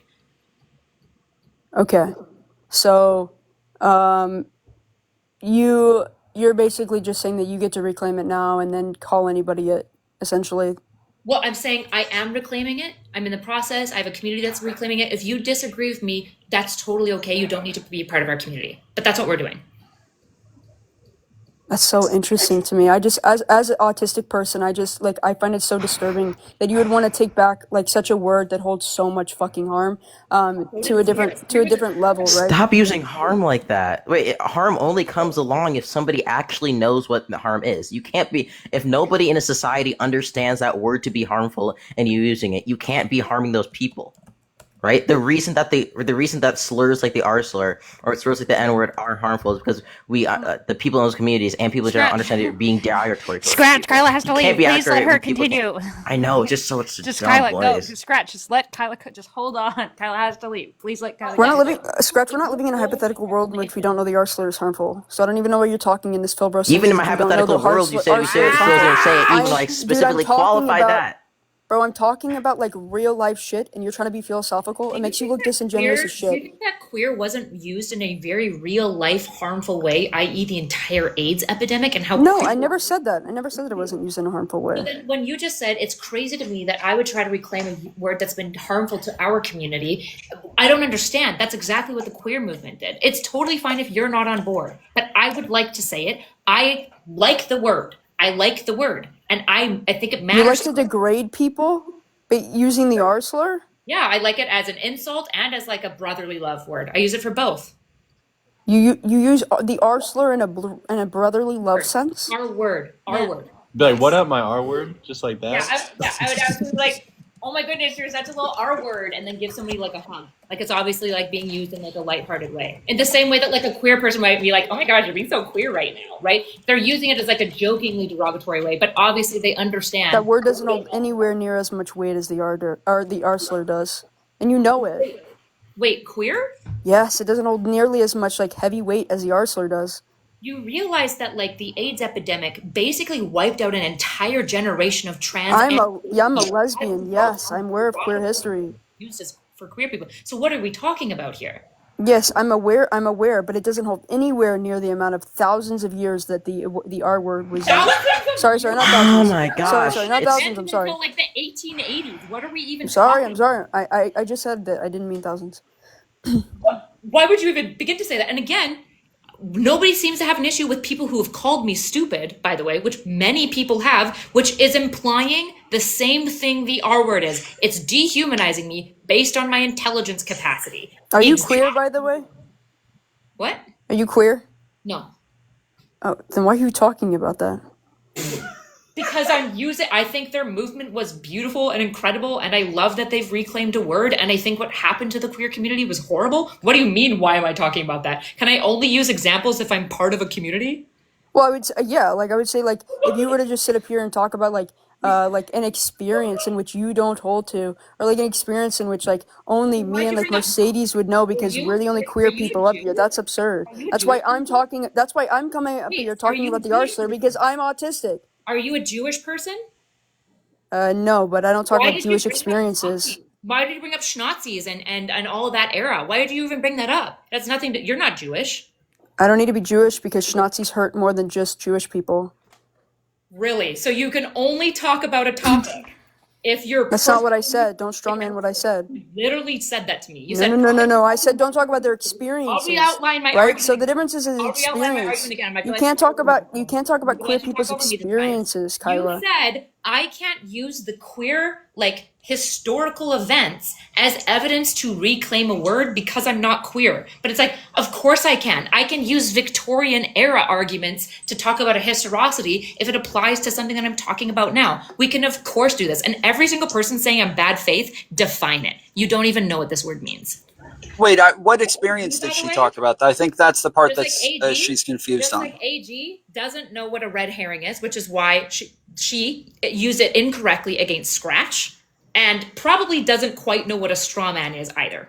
So I don't a straw man's when you misrepresent my argument, but know. that's fine. I don't It's when care. you misrepresent an argument in a weaker format so that you can attack that weaker format. Yeah, I'm just giving you like an easier way to say it.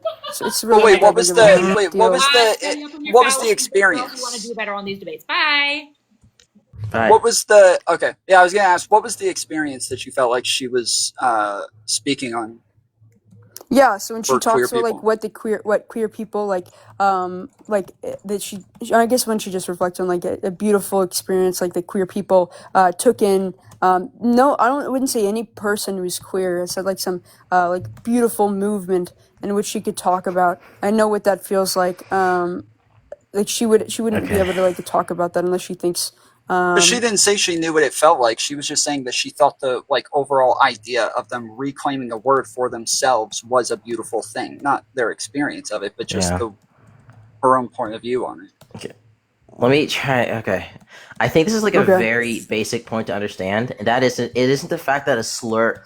The reasons why you point out the historical context of a slur is because that historical context usually informs today about why people use it in a certain way, right? Correct. It's not the fact that is the only time that etymology is ever relevant. Ever. It's right. Like it's only relevant to tell us how we got here today. The more important part to you, and I'd agree to anybody about why slur is bad, is the harm that it can cause to people today, not the fact that it might have caused harm in the past. If a slur isn't understood today to be harmful, then what used to be a slur, right? Then it can't be harmful. The only way it can be is if people understand it to be that way. Okay, and the R slur is still harmful, and people still say they don't want to be referred to as that or like degraded using it. So, what's your point? A slur is still harmful. Well, I think that.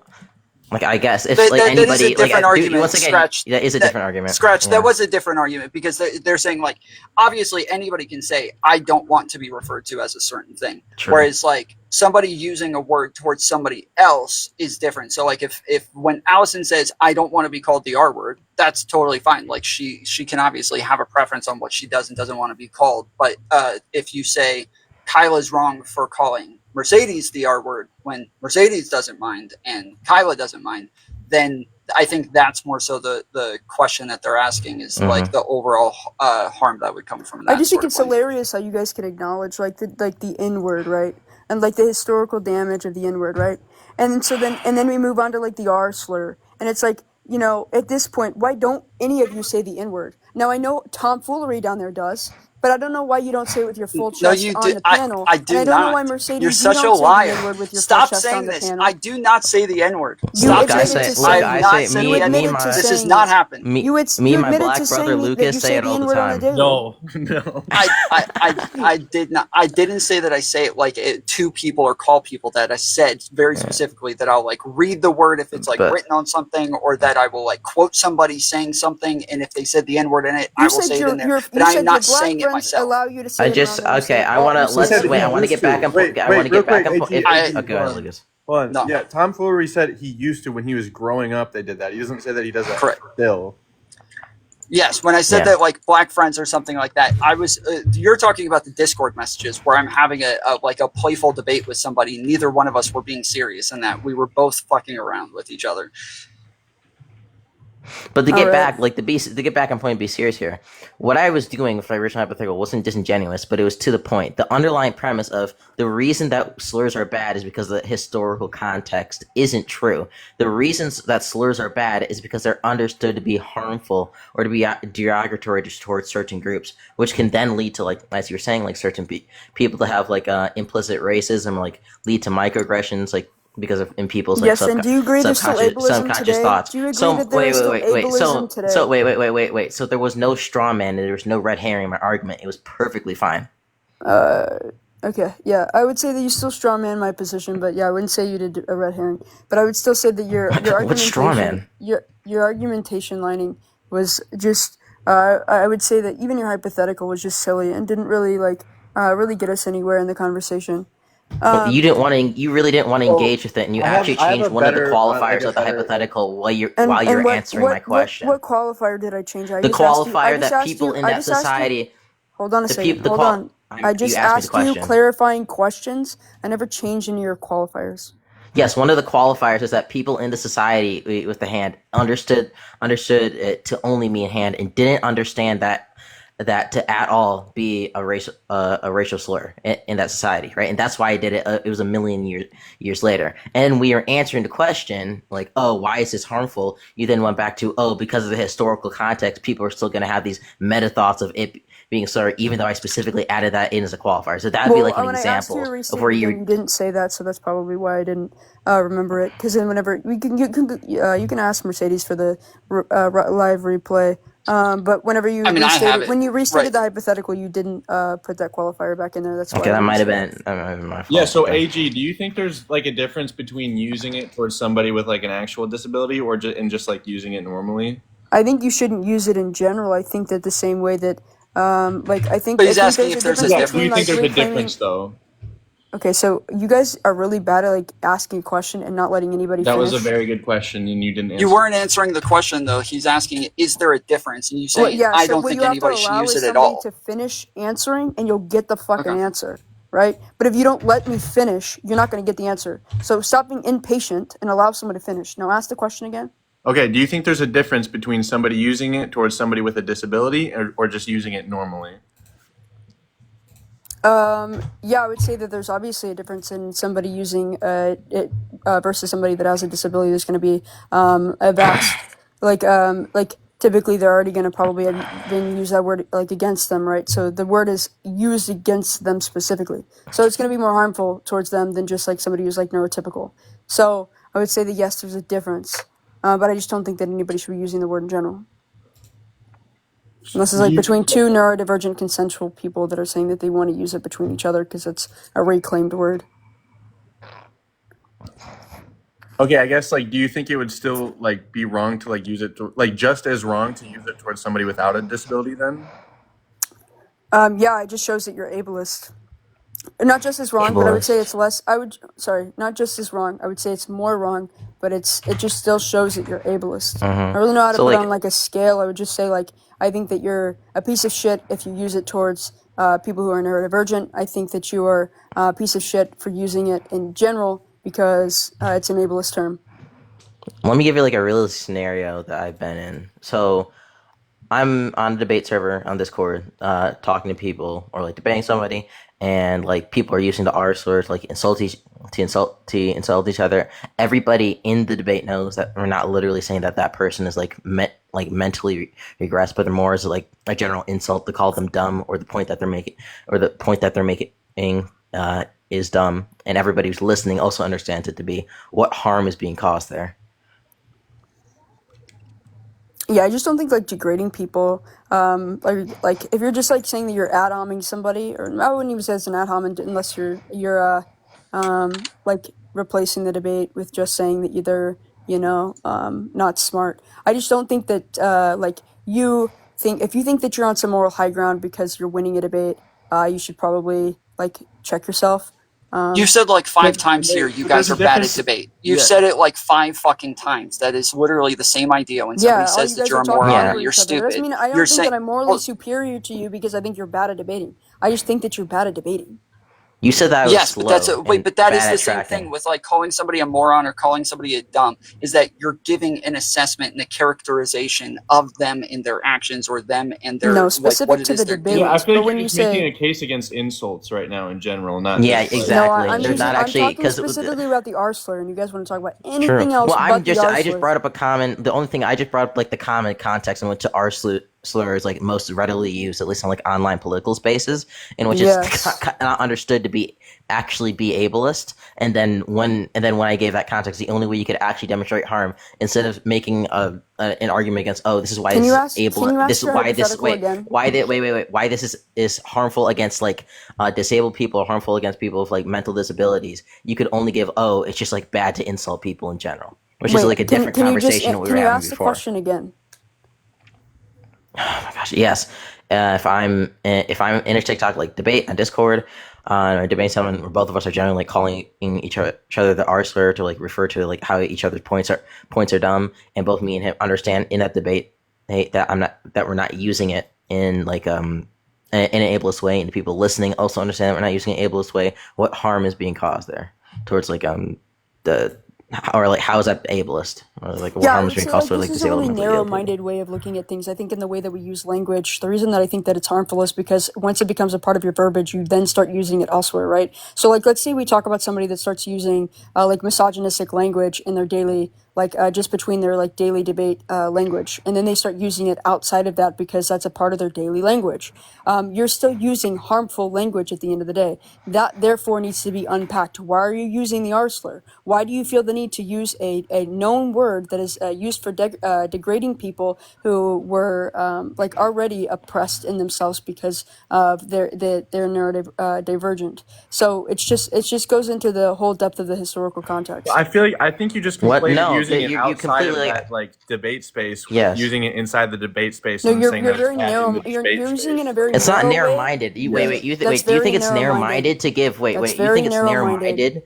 Wait, you think it's narrow-minded to Yes, give do you think you it's like okay the for most two common? white people who are You just think? talking Wait, to? I'm asking you Hold the full on. question. No, You think no, no, it's no, no. you think I'm it's asking you a question now, narrow-minded? Scratch. Hold on. Okay. Stop, bro. So if two white people are talking to each other in a Discord debate, do you think they can use the N-word against each other to refer to each other?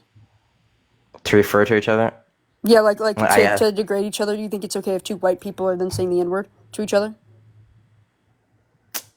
Yeah, it could. You think that's okay? As long as they're not like using a derogatory way towards black people. Well, again, we were talking about this That's earlier, so is that nuts, there's bro. not like a harm that comes from that. It's the problem with that is that there's like, obviously it's a red flag. If you're just using the N-word casually as a white person, people are going to make assumptions about you. There's not like a harm that necessarily comes from it, but it's more so that you need to be more Exactly. pragmatic You and guys are understand looking that at it people in will such think a you're like a racist. narrow-minded sense, and this is why you don't understand slurs AG, because how you're are you? no, lacking we're so not. much context behind why We're words the in ones who themselves are are bringing in harmful. the context. At this Context. point, Wait, hold on. AG, I'm not done AG, speaking. You guys, it's 5v1. Let me finish a fucking sentence. You guys think that it's okay to use a word because you guys look at it a very narrow-minded way in which it can only be harmful if two people are interacting with each other. Please get your head out of this weird-ass That's philosophy actually not that you what my read head and opinion was. understand that words are harmful in context because people then can actualize them in real life and use them more often, right? So the word itself holds weight. You apparently don't think that words hold weight. That's the issue. Wait, okay, so It's So, really not just to be true. clear, Oh, just okay. just I real can't quick, believe this. it's not 5-on-1. I've Yeah. said over and over. I was But when you're arguing all with them talking to me about at the same slurs time, you think I before. can hear? I understand, but I was arguing with them about slurs before you came on here. I was taking the same position. I'm trying to like just help with the semantics, and I said earlier, I'm not taking any positions here. I'm just helping moderate. That's it. Like I'm not. It is not. I'm not arguing with you. Yeah, so AG, overall real quick. So you said earlier that Kyla didn't have grounds to stand on because she wasn't queer, but now that Scratch is black and he's saying how he feels about the N-word, you're discounting his experience just because you disagree with it. No, I'm not saying I discount his experience. I just don't understand it.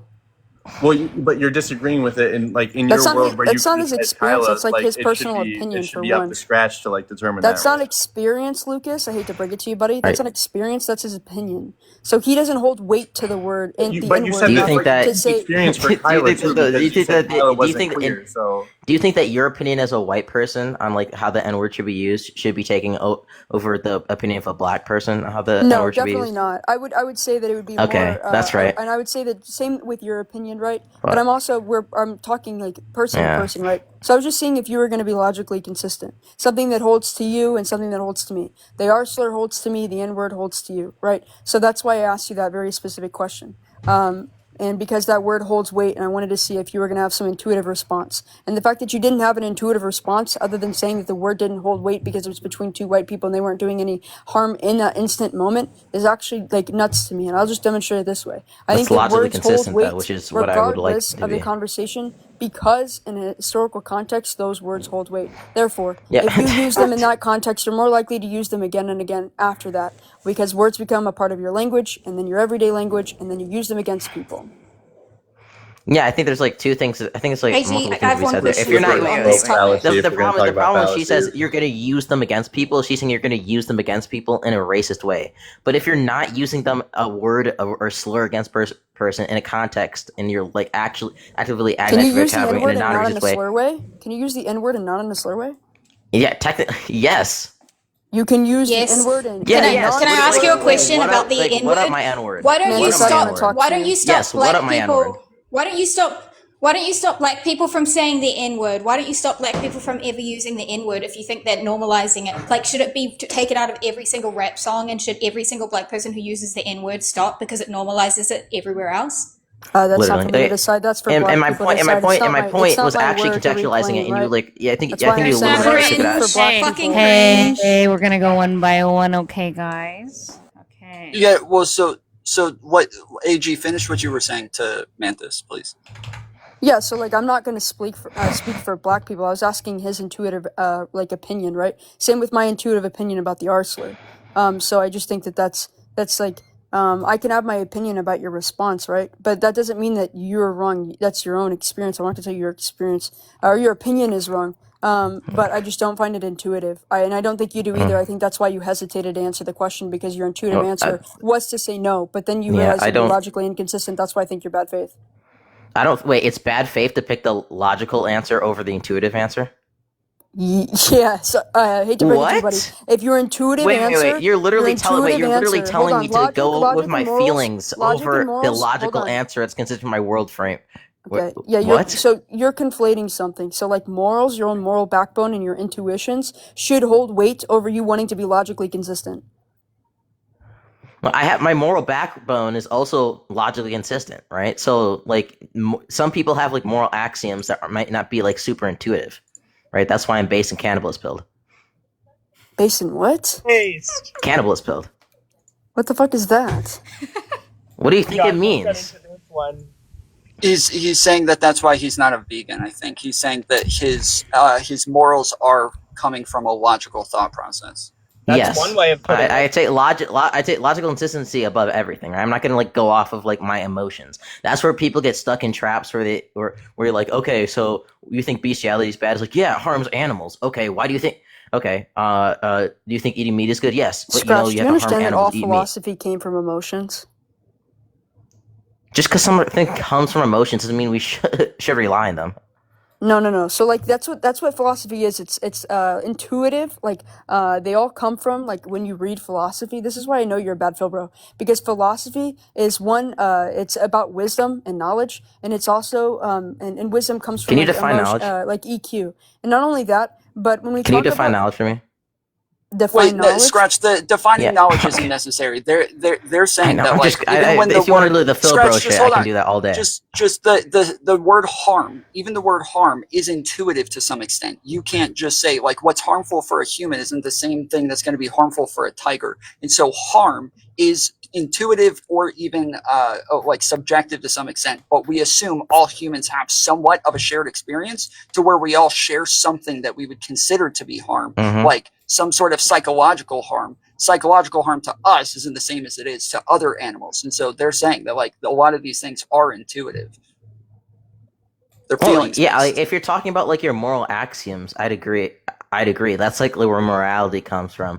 But if you're talking about like being logically consistent, that's not true. Like the law of non-contradiction is something that we see at like all levels of science, or like exclude middle. I don't think there's nothing like wrong with trying to have a logically consistent worldview, even if that means like pushing yeah, but if aside you're like initial intuitive okay, so feelings. if your logically consistent worldview like ends in like eugenics, like that wouldn't be like a moral worldview, right? So like you can have a logically consistent worldview and still be morally bankrupt.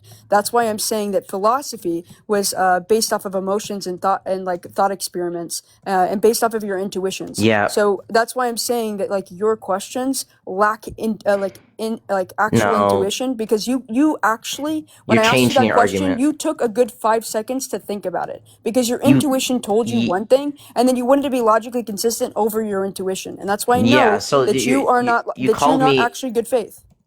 Wait, no. Okay, so you said it was bad faith, and you said it was disingenuous, and I think that's like kind of the I think that's kind of the problem here. It's not bad faith and like the thing we're arguing currently is the moral thing, right? And you're saying by me having different moral views on like what this is somehow makes me bad faith and disingenuous when I take the answer that's more logically consistent with my worldview that I built up rather than my initial intuition.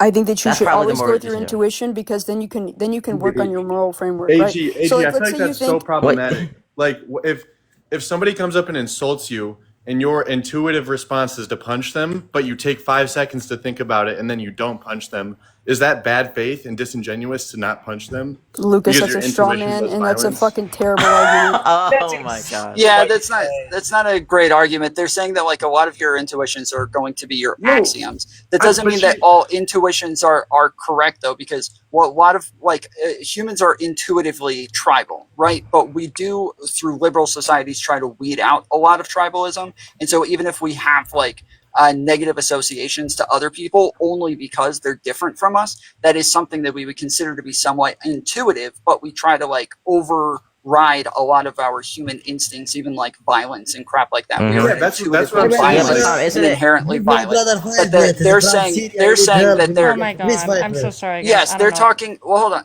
They're talking about like axioms. They're talking about like the axiomatic like things that are intuitive.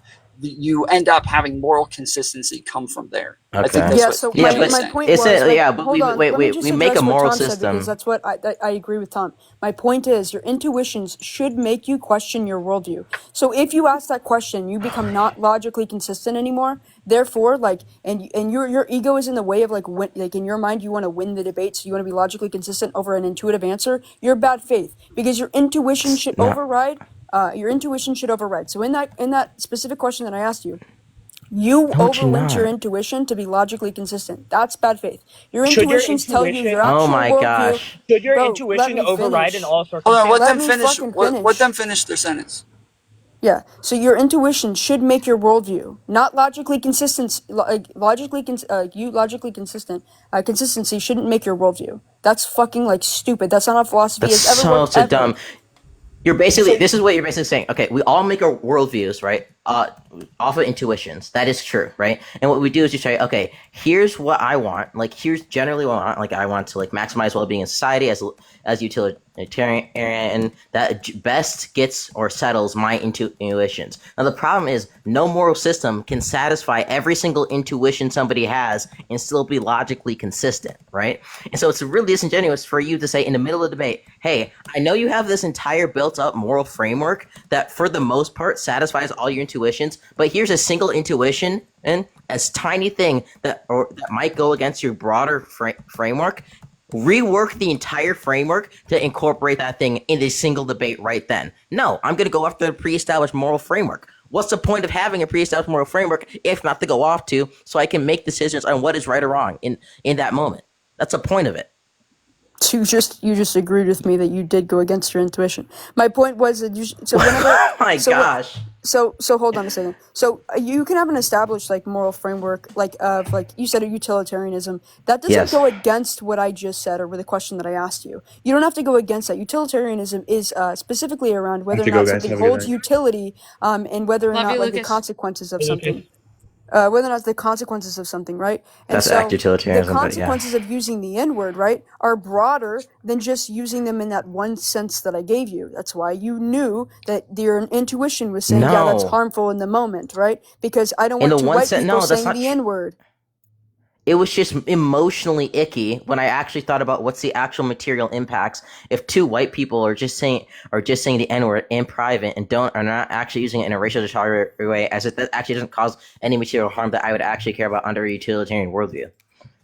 Okay, and so like define it's so bad. Like I'm sorry. harm. I like. Can you please understand that people aren't just going to try and like rework their entire worldview just because of one like moral ick they have? I feel like, well, first of all, I never said you should have to rework your entire moral framework. I never said that. That's, again, not That's what kind I of the said. implication. No, I'm saying that you should think about why you specifically are like not logically consistent in this one area, or why you had this intuitive thought, and so that you can I work am out. logically consistent. The honest answer then should be I'm agnostic. I'll answer that question later. Instead of being It's not, wait, what's the wait? instead of trying to like what you just said is you want it to be logically consistent. Therefore, you didn't want to work through your whole framework again. So you just said the non-intuitive answer. What's the point of having a moral framework? Yeah, I mean, typically the moral framework is just that's where you derive your morals, and so that you can go through the world and like tell people Make why decisions? things are wrong. Yes. Okay, so do you think that in a situation where somebody asked me a question, that it would be a good thing to reference my moral framework to decide if I agree with it or not? I mean, you never reference your moral framework. Like I literally just told you how I did, and I literally walked you through my thought process of what I thought in that moment and how I referenced it, even though I thought the ick. So I did. So even you acknowledge the point of a moral framework is literally so that you can decide what is right or what is wrong, what is right, what is wrong, like in a moment like that. That's the point, right? I'm not saying like yes, intuition we should try and like make our moral frameworks off of our intuitions, but no moral framework is ever going to satisfy every single intuition. That's just a reality. And so if I already have a moral framework that satisfies most of the intuitions I already have, I'm not going to in that moment try and change the entire thing. I might try and rationalize that intuition through it, but if I can't, I'll just go with the morally consistent option because I realize that this is the current framework I hold that I think most satisfies all those. Like it's so basic. Like come on. So I was thinking, right? I don't think you can necessarily have logic without intuition to begin with. Oh my freaking god! Nobody said that. How can you? We have already agreed on that.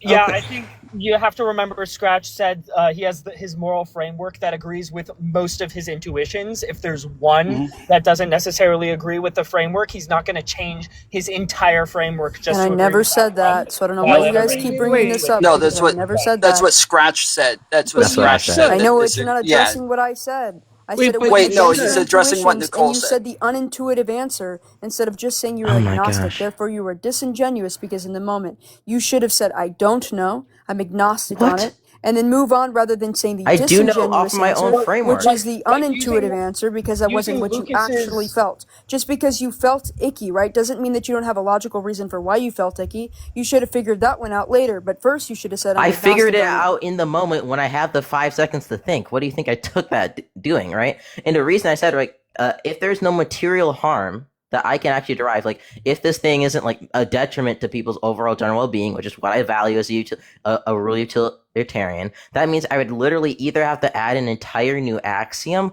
or somehow rework the prior axiom I already have as a real utilitarian to actually work that out of why just two white people saying the N-word to each other in a non-racial context would be bad. Wait. So if you have one intuition that doesn't fit within your lining, you really should be focusing on why that doesn't fit within your lining. Like it shouldn't be a 5-minute thought process. Like that's actually a big deal that it can interrupt your whole line of from thinking. 5 seconds to 5 minutes. I took 5 seconds to like think like, okay, I said well, 5 this minutes. is. I was giving you more time. Well, I've already Seconds. obviously because I'm laying this argument, I've already thought through like, okay, what happens if there is like already a moral ick that I have, that even though I have a moral system that like broadly satisfies to most of my intuitions, I'm gonna go with the moral framework.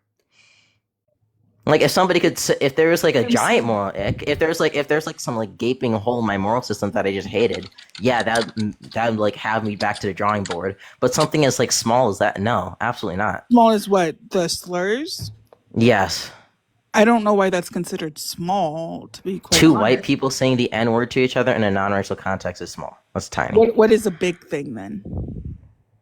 A big thing would be like if my moral system somehow literally led to like the logical conclusion of like another H cost or like Schmittler actually good. Like that would be something I'd be concerned A about. reductio, and if a reductio wait. ends in schmurder, then you should probably like rethink the way you think. But if it's not necessarily a reductio ending in schmurder, then Wait, guys, are you serious? Like you have to, if your framework can be questioned just even a little bit, even for a second, you should wonder why.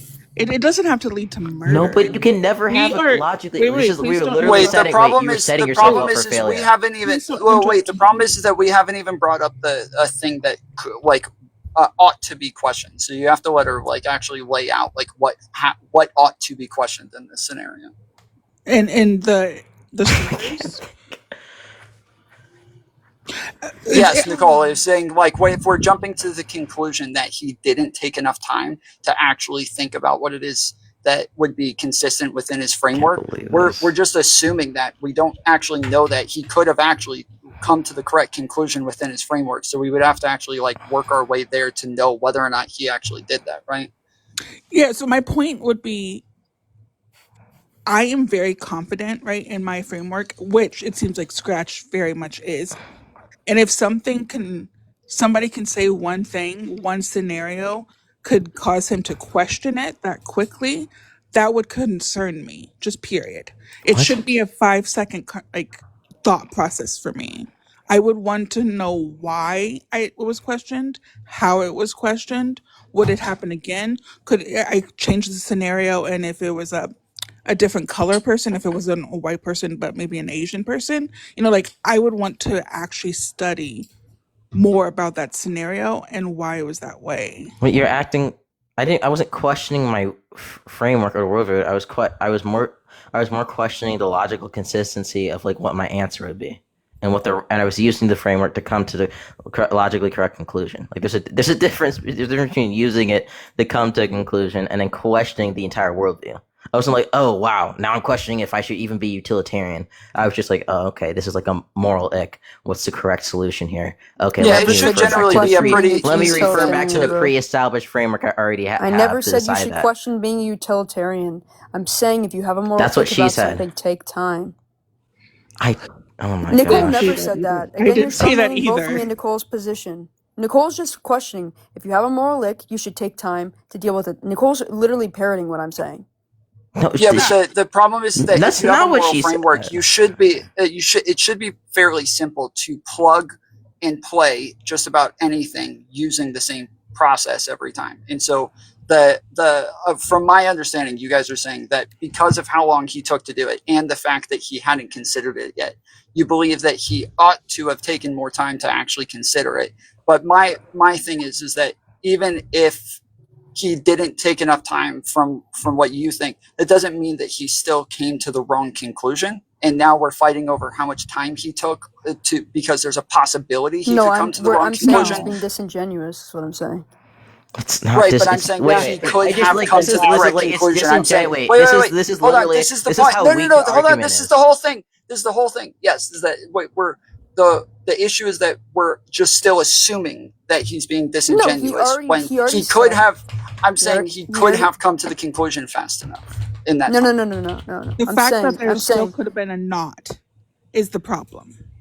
Yeah, I'm saying because he thought that just because there isn't any actual harm there, like a material harm, and define material harm for me real quick, Scratch. I would say like material harm is harm that actually like degrades the well-being of others, and that could be defined as like restricting others like freedoms to like actually pursue fulfillment. And so you don't find like slurs. You don't find slurs wrong unless they're used against people. Well, yeah, in a derogatory way. So let's say that like 20 white people are just sitting around using the insular amongst each other. You don't find that wrong. Like in a closed environment, that wouldn't be like wrong, yeah. Well, it could still degrade people, though. You understand that, like, other people just like talk using derogatory language about another group of people. That could make them think less. If they were using it in a derogatory way, if they were just like using it in a non-derogatory way, though.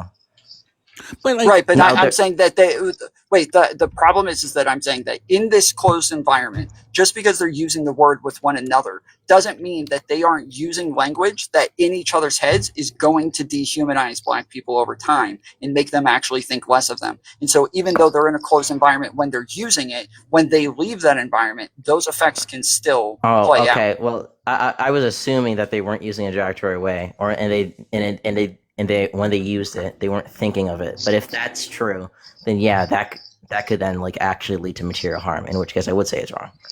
I'm sure they may not intend to use it in a derogatory way. Part of the problem is that it's very narrow-minded. I don't think that you're looking at the bigger pictures and like the different scenarios that can come from these situations. Wait, I got a question for AG. What was going on when you hesitated when Kyla asked you about like imbecile and stupid and stuff in the past? What was going on then when you hesitated to answer that question? I just wasn't educated on it, so I was just thinking about it. Oh my gosh! I think this might be this she actually. gave you all the Oh context gosh! though. She gave you all the context. Wait. Can I address it? Because I think Wait, That's a no, good point. Logic, you're changing the This is you're a changing really. the conversation. Let Nicole finish what like Scratch and Wait, Nicole are you talking trying to about. wait? What do you mean let her finish? I asked you a question and you didn't answer it, and now You you said came let her in, finish. interrupted Nicole and Scratch's conversation. I think that's really rude and disrespectful. So Nicole and Scratch should finish their conversation. As if that hasn't been happening the whole time. All right. I mean, like, even if you're to, I think if you're to define disingenuous, it wouldn't like put it onto, like, it wouldn't even apply to what we're talking about. Like, hesitating within an argument. I also think, like, and I think it was demonstrating a pretty good point. Like, that means like anytime anybody hesitates to think through things, you could like assume they're being disingenuous about like the broader worldview that they have. Yeah, that's like an almost impossible standard that I wouldn't want to hold on to anybody, especially if I was coming into a conversation. Because now, anytime AJ could like make a pause or pause to think about something, and then say something else, I could then say that they're automatically being disingenuous. Okay. Just wanted to quick. It's probably not disingenuous. Like just under their definitions, almost certainly not disingenuous. What I did. To know that like between two white people you probably wouldn't want them to say the N-word. I think that's very intuitive. I think the same way that I think it's intuitive for like not wanting two men to say misogynistic things between each other is because the harm that they're going to actualize later because they believe these things and they hold these things just because you and again back to what Nicole was saying is it's the broader picture of why they are using this language that is important. A lot of things are intuitive. Like that's why we criticize conservatives for using common sense because they don't go off of any kind of logical consistency. They only go off of what's intuitive themselves, which means that they're oftentimes like extremely like logically inconsistent, which is even just as bad.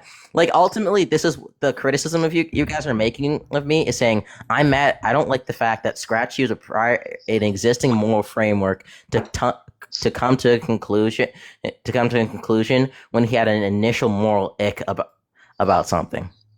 That's not what we're saying. You're not hearing us at all. Yeah, that's not what we're saying. We're saying there's a broader picture, and you continuously use this narrow-minded version of things, and that's kind of the whole problem. What's a narrow mind? Your philosophy is very narrow-minded. What's a narrow mind? Yeah, so just like you're not looking at the broader picture when we're talking about slurs. You don't think that there's any problem with 20 white people sitting around a table saying the N-word. I think that's like a huge issue. And I know Nicole would intuitively also think that's a huge issue. I think it depends on what. Wait, that's a little bit disingenuous to you because I even like Tom went through this with me, and it was like it depends on like what qualifiers you're putting in, like that specific scenario. Exactly. If they're doing it if it's in a completely closed environment and they're doing it where it's not derogatory, where it's not going to dehumanize black people, like I really don't give a fuck. If I can finish, if they are using a derogatory sense in a non-closed environment, then yeah, that can lead to like material harm in the future. In that case, it is harmful. It seems like if anything, AG, you're not allowing for nuance at all. No. I just don't. Hold on, no. That's ridiculous. The point is there is nuance to the word, right? So, like you saying that in a closed environment that there wouldn't be any material harm. Are you saying that the N-word isn't a slur all of a sudden because it's in a closed environment? I guess like based on like what it would be, and if they were using non-derogatory way, like maybe I guess you would still define. So the N-word then all of a sudden wouldn't be a slur. Like how do you define if you're defining a slur like we did in the past, like in the past conversation, which is like an extremely like harmful word, and you're not even using it in harmful way at that point. I don't know if you could call it a slur in that sense. Well, so the problem is that there's even more nuance than that because even if we say two black people are using the N-word with a soft A at the end. Yeah, it's just like you just have to give like very specific scenarios and like work through it. It's not like a narrow. It's not like a narrow worldview. It just depends on like how you construct the hypothetical. Well, that's the thing though. Like your original point of view with the 20 white men was that it's okay until Tom had to tell you, well, no, actually, it could cause this issue, right? So the original point was that it was narrow-minded. Well, yeah, Liberal people, they don't have. when he clarified like the specific qualifiers on the hypothetical, then I gave like, oh, this would be my opinion on if it was like this, and this would be my opinion if this was structured like this. Did I cut out? But I had an initial But way that that's I my constructed point. it in my head.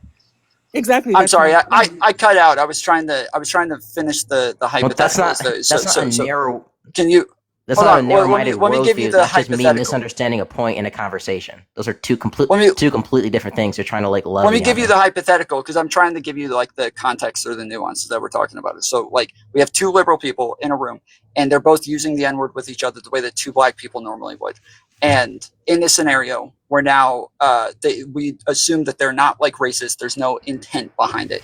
But if we add in like a third person who's sitting there listening, who now may end up thinking of black people a little bit less human after this, like we can't know what that third person's like psychology is going to be towards black people once they leave that room and hear other people talking about them in that way. So even if you trust that the other liberal person that you're talking to, the white person, wouldn't dehumanize black people in that way, you still don't know about the third person. And in AG's example, they're talking about people when you're in front of a whole audience and you don't really know what's going to come from that whole audience. Oh, even if the two people on stream don't have a derogatory intent and no like negative intent, there's still a whole audience sitting there listening. Yeah, like I just misunderstood or like misheard AG. What about the bestiality, right? So you were saying that it is okay because we kill animals? I was talking about how people have very intuitive thoughts and it leads to blatant contradictions in their like moral views.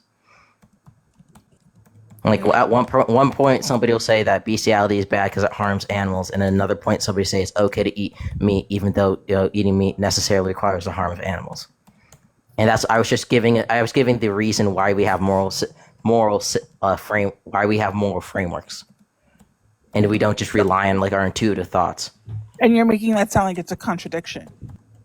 Yeah, it is. If you think harming animals is bad, right, and that's why bestiality is bad, but you also think it's okay to eat meat, and eating meat necessarily requires the harm of animal. At one point, you're saying we ought harm animals, and the other point, you're saying we ought not harm animals.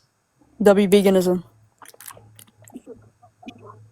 From somebody who's never met you and just heard you say that, how I could feel like maybe you are okay with it.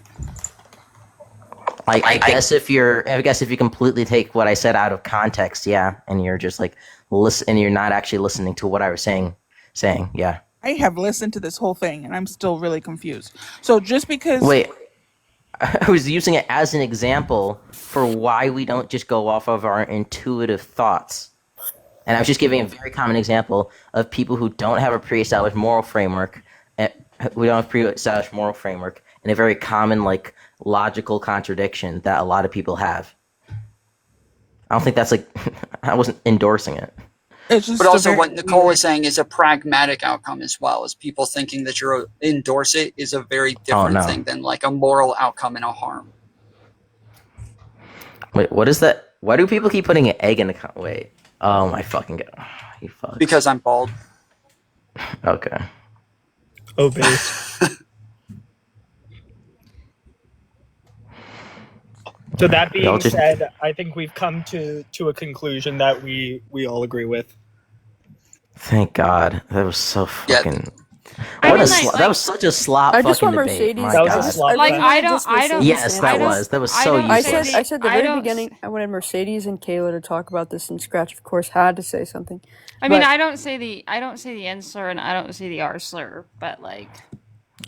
Also, having meta conversations about how people talk to each other, like not the pragmatic thing, but just talking about how someone's debating, tends to turn people off and make it seem disingenuous. I'm not saying you were, AG, but like when you start going into how someone's debating, it starts to seem disingenuous. Yeah, Oh my God, yeah. I don't really care. That's okay. Are you really, AG? Be honest. Are you gonna hold the conversation. standard that you held me on to yourself? Like, be perfectly honest with me. What do you mean? Like, what are you referring to? the standard that you basically posited during this debate of, oh, if somebody gives you like a tests your logic, and you have to think about it for more than 5 seconds, that is like disingenuous. If No, depending like no, what answer you give so again, afterwards. you're not. So it's disingenuous to say the unintuitive answer rather than the intuitive answer. So like you should be morally honest, right, with yourself and say the Actually, I intuitive did it answer. there. But it's disingenuous to say the unintuitive answer in a debate and say that, or you can just say you're agnostic if you don't want to, right? That's the only point that I was making. But It's not. I don't. It's I not don't what really disingenuous care. means, but Did you okay. have an answer for Lucas's hypothetical where he said, intuitively, if someone makes you mad, your intuition may say to punch them, but you can logic your way out of punching them, even though it's against your intuition? Wait, say that one more time. What was the end of what you said? You asked me a question at the end. Is it disingenuous to not punch this person because it goes against your intuition? No. So if so Lucas's thing was about like if you rationalize why you shouldn't punch somebody, right? So my point was, if you rationalize your point of view, right, then I think that's genuine. But like Scrouch admitted to having this moral ick, which means that he went against his intuition whenever he said yes to my hypothetical. Why is going against your intuition disingenuous? Yeah, so what I was saying was for punching the person, you intuitively want to punch the person, but you logically think your way out of doing that. What Scratch did is he first thought one thing and then logicked his way out of that into the answer that He said he wanted. didn't, though. Yes, I did. Yeah. What do you? No, he said he did logic it. Wait, that's Yeah. also different. He logicked his way out of his intuition, and the person who wanted to punch the other person logicked their way out of punching the other person. Yeah, I don't care if I even like though their Lucas's thing. initial You know intuition. that argument is different, right? You know that having a physical reaction to a threat or a perceived threat is a different reaction than a philosophical claim. Yeah, but it's not different because they're both moral claims. They're talking about an intuition and logicking your way out of an intuitive thought process. They're both the same. They're both analogous. They aren't the same. How? They just aren't. Because one is more. This is what intuition. This is what I'm about to listen. One is based upon an immediate emotion that you are reacting to in a physical way. The other one is. What does it mean to react to something in a physical way? They're both moral things. That doesn't change anything. They're both moral. One is a physical reaction, right? So if somebody said something, somebody is making you upset, there's an emotion attached, which is why you would be hitting the person, right? So you have to calm down your emotions. That's what you're doing. I'm not hitting them because my intuition is saying you need to settle the emotions. But you're saying that violence is an intuitive response to your emotions. Rather a philosophical claim in which you need to base your whole worldview around. Wait, no. We're talking about the same thing. We're talking about the fact that you punching the person is the moral. Yes, we're talking about the fact that you're punching the person is the moral bad, and so we're having to logic in the fact that your response to your emotions. Are we wait? Wait. Are we in like the third layer of meta? Like this is the meta of the meta. I think of the we meta. might Yeah, there's no way. Yeah, we're kind of scraping. All I want is one simple response, and then I'm gonna go and Nicole can, if Nicole wants to stay up. But Miss Mercedes, so you condone the use of the R slur around the people that you're around? Okay, so like I'm autistic and I'm dyslexic, and if Kyla with a TBI is in a hot tub with me and says the R slur and also fights against this administration, I'm just gonna be like, okay, whatever. So you don't think that the best case scenario would be that you surround people with your morals and values, and which wouldn't be using words that would directly harm you, as you and I are both autistic, and that word was used against you, me, and then specifically people that had Down syndrome. Well, I mean, I don't think anyone on this team is going to like people with Down syndrome and calling them the R slur. But like, for example, if Kyla is just okay, pretend like I don't know, Kyla's pizza drops on the floor and she's like, "Ah, oh, god damn it!" and then says R slur. Then I'm just gonna be like, okay, whatever. Yeah, but were you not? But if someone goes to someone, The thing is, if someone goes up to someone and like if there's a disabled person or like is like especially if there's a disabled person and someone goes up to them and calls them an arsler, I mean, I'm throwing hands. I'm probably gonna get sent to jail. To be Sorry, honest. just one question. Isn't that a little hypocritical though? Because like if somebody has neurodivergency, you can't really see their disability. So are you just special pleading for somebody where you can see their disability? I'm just saying, like, if I can see that someone is purposely doing it because of who that person is, like they're purposely trying to demean them because they perceive a disability to any kind of capacity, then I'm throwing hands. Yeah. But that's what she's using the R slur is to literally say that you are not on the same level as intelligence of me. I think that when Kyla says it, she's just trying to say it to get people to just like chat out. Like I think she's just saying it to just piss people off because she's tired of like TikTok culture. Then get off TikTok. She doesn't have to be here. The same way like Destiny's not here. We're doing Sorry, a go ahead, Uncle. No, you're good, girl. I think we're trying to do a TikTok debate, bro. Like TikTok crossover, YouTube debate, bro. TikTok crossover. We're trying to bring the debate bros over to TikTok. Oh, great! So already here. Wait, I got a question. Let's go. Right, so like in this scenario, Kyla was doing it towards Allison, who I think does have ADHD, who is a neurodivergent person. So you just said that if she was doing it towards somebody who had Down syndrome, you would throw hands.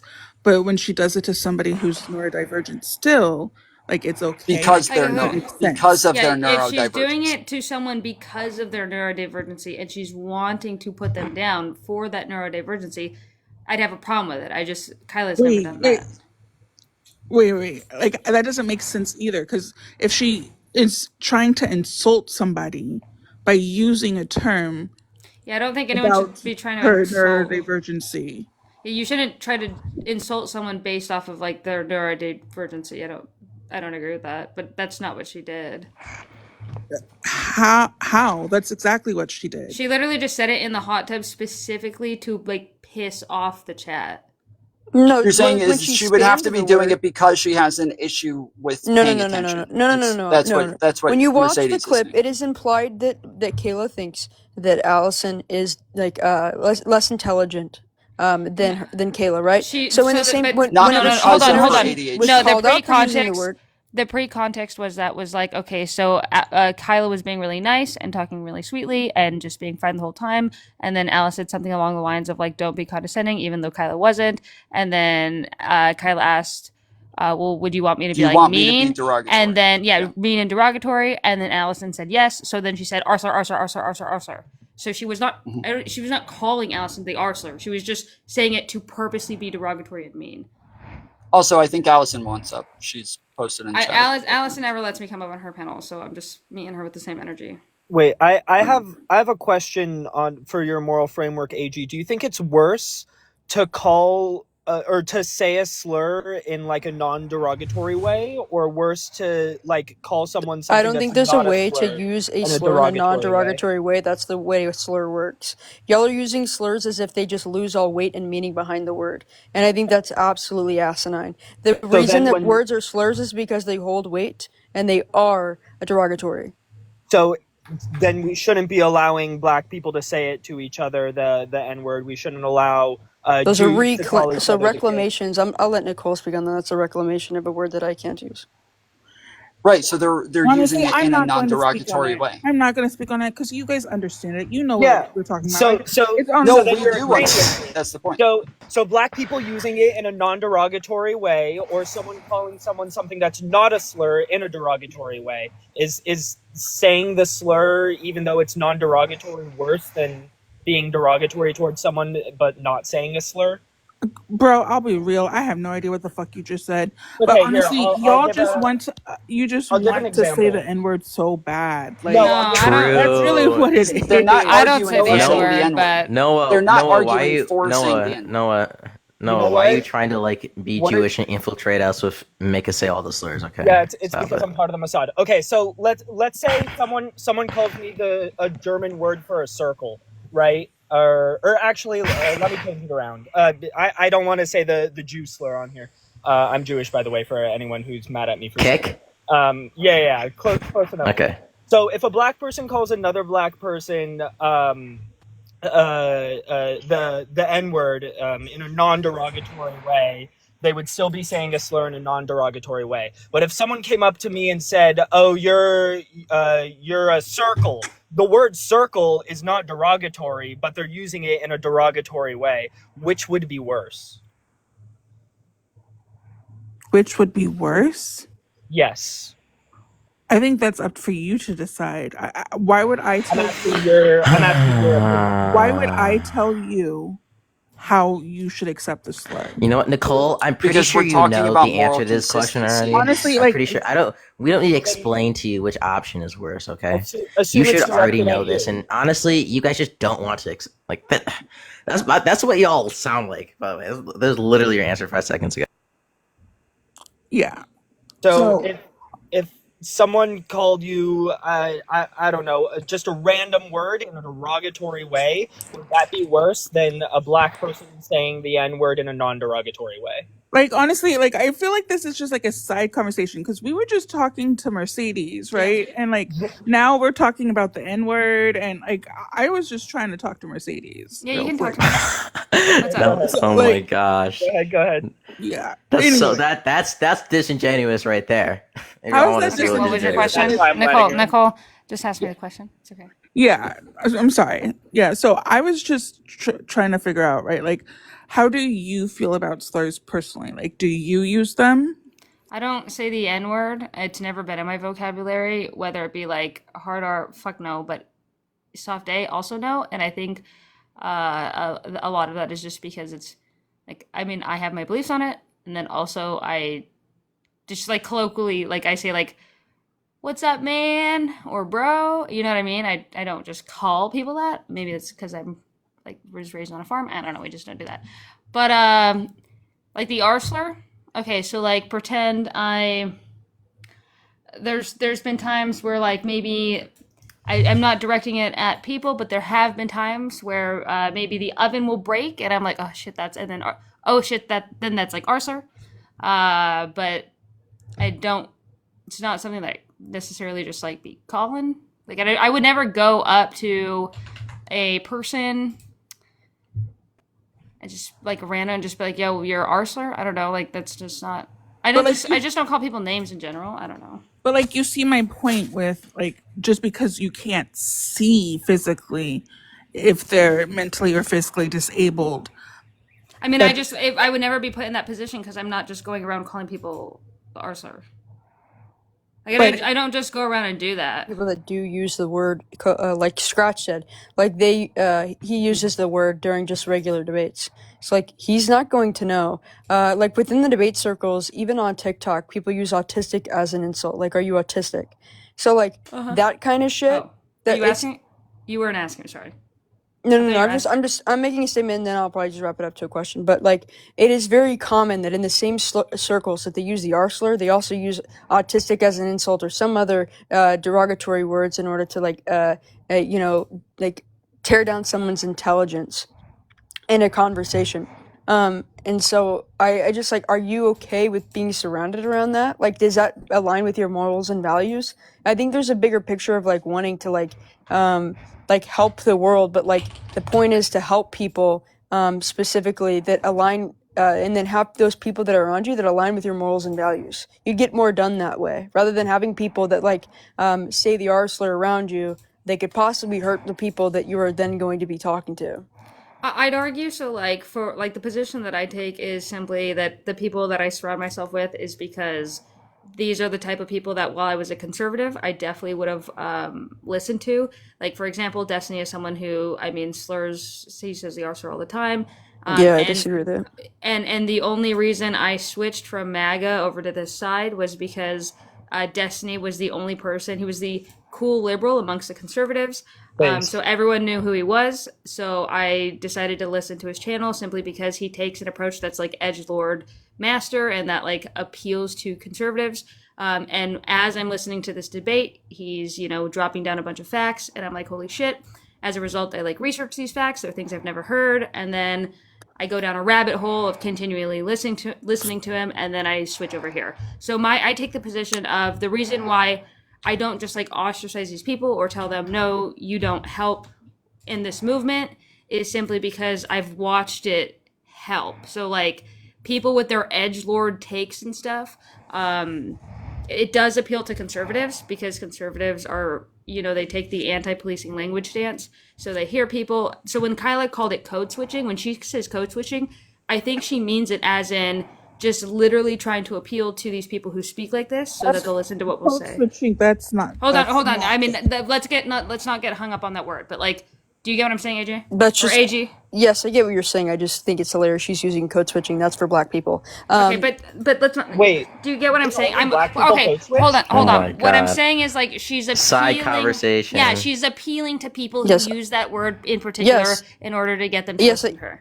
I understand what you're saying. And I just don't think that that's a way. I think that you can appeal to people, right, without using slurs, right? I think that that's ridiculous. I think that if you're smart and intelligent, right, like for example, Destiny. The reason that people actually appeal to Destiny is not because of the R slur, but because Destiny talks fast, is an intelligent person, isn't a good debater. That's the reason that people are, and it also doesn't have that's the main reason is we haven't seen like people other than like Hassan and like Destiny. Now some of Destiny's takes I don't agree with, but Actually not true. I listen. Like even Hassan says the R sir all the time. Like I literally just listened to. I was literally just like listening to one of like Destiny's like old debates in a Twitter space, and some guy came up and talked to him. And was like, "Oh yeah, I heard your Destiny. I've like been listening to you for a little bit. And I like you because you're not like all the other liberals. Like you're willing to say the R slur and shit. And like actually took his conversation way better faith. So like, the only people reason like could directly come up and said to him like, "Yeah, I'm listening to you more." Because the only of your use reason of I R was slur. willing to listen to Destiny was because everyone deemed him as the not like them liberals, and we wanted to like.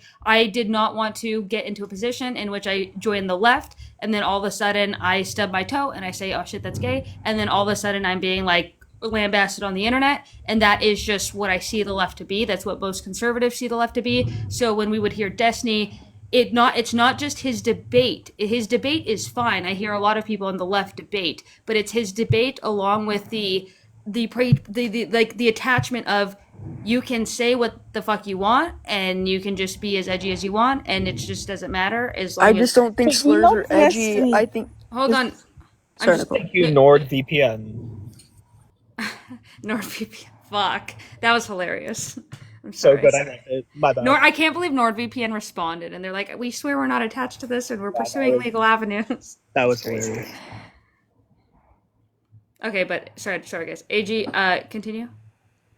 Really loud trick outside. Yeah, I just don't think like slurs are like edgy. I think like what's important is like focusing on why I know, but conservatives. have you ever been a conservative? Yeah, I was whenever I was younger. So like, how old were you when you stopped being a conservative? I was probably like 17. Yeah, exactly. So like when you go like the lifelong like blue collar, you're sitting here. I mean, like I worked in shops with a bunch of mechanics because I was a mechanic who say all this stuff, like the farm world, like in these like heavy, deep blue collar, just like heavy MAGA spaces.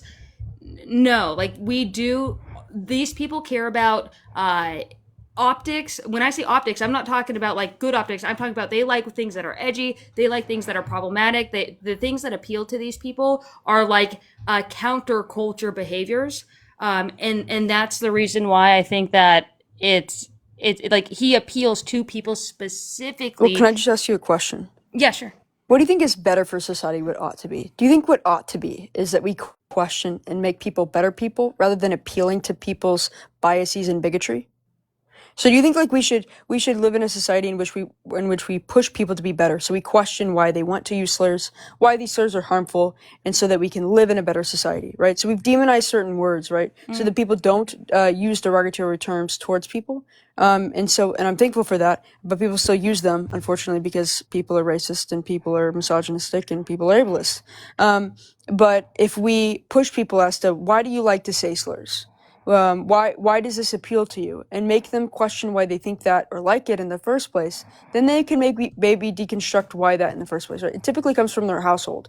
If their household is doing it, then they would push it onto their kids They would push it and use it just in their own language. And I think the better way of doing things is, if you want to have conversations, is breaking down why people are saying the things they're saying in the first place, rather than just appealing to them and getting on their level and saying the same shit as them. You are no different than them if you are saying what they're saying. Yeah, I think getting on their level is the take that like people want that is how they relate to you. So again, a lot of people, I hate when they discredit the experience of like why I was in rooms with like thousands of like the top conservative influencers, like heavily in this space. I had 145,000 followers on TikTok that were all, or on Instagram that were all conservative, like 500,000. I have like a good on TikTok that were all conservative. Like I have a good sample size of how these people think, and they do not care about, like if I grow up to a average conservative who is, you know, a Trump supporter, and I'm like, hey, by the way, you should vote for Kamala Harris and stop using slurs, they're just going to look at me and be like, okay, you're soy as fuck, facts don't care about your feelings, which is diabolical that they even say that. But regardless, that's the shit they're going to say. We don't care about words, stop crying lip. Like that's just the language they use. So my take on the whole entire reason, but like, they do care about language. Wait, can I yes, they care. They care about language, but they do not. They care about. They have a different subset of rules that they're operating off of. We have ours. They don't care about our subset, just the way that we like judge their subset. Well, what I'm saying. Hold on. Let me finish. Let me finish. All I'm trying to say is that my biggest goal of when we talk about like what Scratch, I'm only muting you because you have like the most heaviest breathing noises coming through that microphone. What? God damn. Oh my! Is my gain that high? Yeah. The chat has been spamming to mute for a minute. Oh my! Fuck y'all! Fuck all. It's because he's looking at me, guys. You're okay. So what I was trying to say though is like with the Unfuck America tour, or having like this group of people built up, like we are scouring the internet for the most base liberals you can imagine to kind of build like this coalition of people that is like this net for conservatives to fall into. If back in my like MAGA days, which literally was not that long ago, is August of last year was when I left. If I saw a group like this running around and I was like, wait, you could be like liberal and not be what we perceive as soy, I would have totally probably left MAGA just to join something like this, because I'm like, okay, they care about rights, they got some, I guess, you know, they're talking policy, and they're just like not crying about everything. So the reason why I surround myself around people like this is because I want to build electoral power, because I think the world is suffering right now from the fact that Kamala Harris is not in office. When we look at like trans people not being allowed to like get the correct gender marker, things like that, I see okay, so Kamala Harris didn't win. People in the conservative spaces that I was a part of said they wouldn't even consider the left because of these reasons. And as a result of her not winning, people are experiencing real world harm.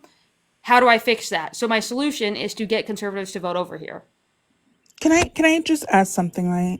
And I'm just coming at you just at a basic human level right now.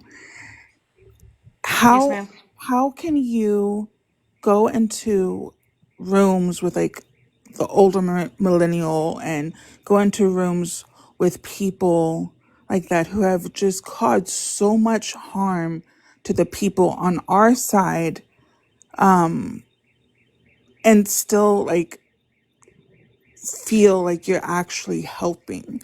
Like, how are you helping us when you're going to them and kikiing with them? Like by getting I mean, kikiing I think is doing heavy lifting in that. All I did was do a 3-second clip of introducing the guy.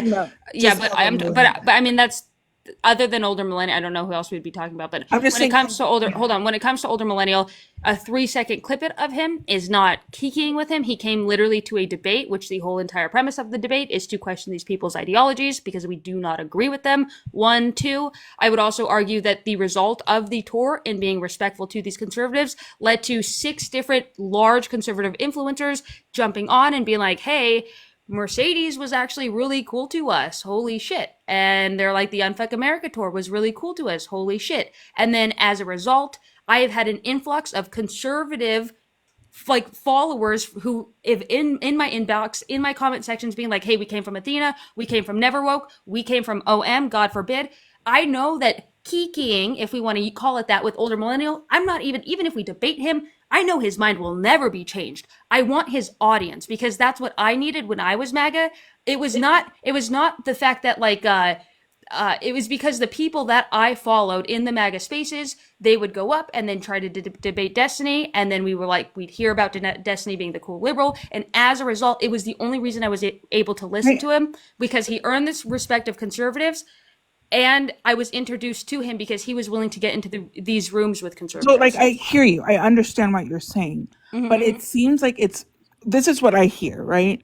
I believe things like liberals. I believe the things that liberals say, but I'm going to go into these rooms and be with conservatives so that they can vote for me. Like, I need them, so it's almost like you're like pretending. Yeah, I and want hiding. conservatives to vote over here. Wait, Yeah. wait 1 second. It's almost like you're pretending and hiding so you can get them, like, use them. What do you mean pretending and hiding? No, I just want conservatives to realize that they can come over here and care about policy without caring about the social aspect of politics. So, like, I want to convince these people, hey, as a middle class person or as like a blue collar worker, you just voted for a man and you're a coal miner in West Virginia, and now you have your free black lung screenings stripped away from you, even though you've had those since Richard Nixon. And this is a result of Donald Trump, a man that you voted into office that you say claims they care about blue collar people, and obviously they don't. So, like, it's trying to get these people to understand that you can vote for Kamala Harris as a result of, even if it's just like the selfishness of wanting to be taken care of as like a blue collar person,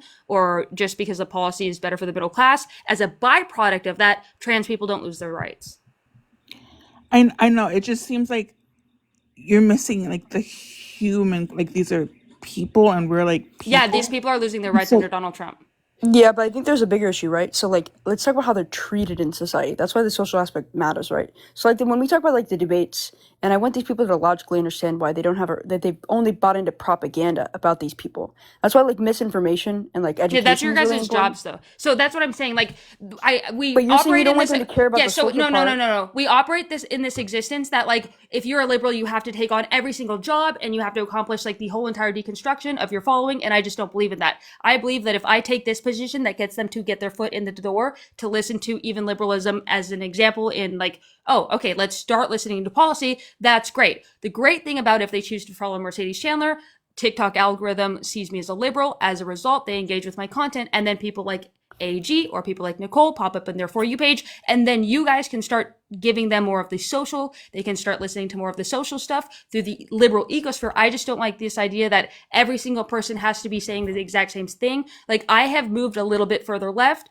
even when it comes to maybe my social aspects, further than when I just started listening to Destiny. And it wasn't because of, like, Destiny got me through the door, but it's the other creators on the back end who started to push me a little bit further. So it's just like, I am trying to build a multifaceted tool of all of us as creators who work together to get these fuckers over here. Whether you want to get them on the social aspect, that's awesome. If I can get them on the electoral aspect, that's awesome. And then just get, like, people's rights saved by voting in the proper people. I get it. You're trying to build a bridge, right? Like, you're trying to build a connection. And Yes, like, ma'am. I'm not saying that that's a bad thing. But when we are over here, as a Black queer woman myself, right, I am losing my rights. And then Exactly, and I want to fix that. Right. But then I see you, who says you're on my side, hanging out with people. Wait, really quickly, who's got the like, is that a car alarm It's in the Nicole. back? Oh, never mind. It's Nicole. Okay. It's only when Sorry, she's I'm No, so talking. it's okay. sorry. It's okay. Keep cooking, Nicole. Keep going. I'm sorry. No, Keep I'm going. so No, sorry. you're good. You're good, It's honey. been going off every night. It's okay. It's It's been not your pissing fault. me off. It's not that It's fine. bad. But yeah, like, it's hard for me to feel like I can, one, trust you, two, connect with you when I know that, I'm sorry, you have Tom on your live, when the things that he's done is just crazy. When you have Mantis on your live, when every word that comes out of her mouth is stripped in racism. Like, it's extremely hard for me to be able to even trust that you are going to be able to help bring these people over to us when I see these people on your live already and they're not people I can trust. Yeah, and the thing is, I guess, like, my biggest aspect, like, I hate the grifter allegations, right? Because the pathway that I've chosen is, like, you do not make money doing what I'm doing. I've chosen, like, the against the grain pathway. So, for example, I was on the right, you make a lot of money being a right-wing influencer, or I could have just decided to, like, take the path of, like, audience capture on the left, and that would have been great, and I wouldn't get, like, unfollowed by, like, 3,000 people overnight. But I just do, the reason I do what I do is because I genuinely care about you guys, and I do Wait, care about these Mercedes, rights. you Hold can't- on, hold Mercedes. it. No, Tom, no, no, Tom, shut up. Tom, just shut up. I'm still talking. What I'm stating Oh, is, shit. hold on.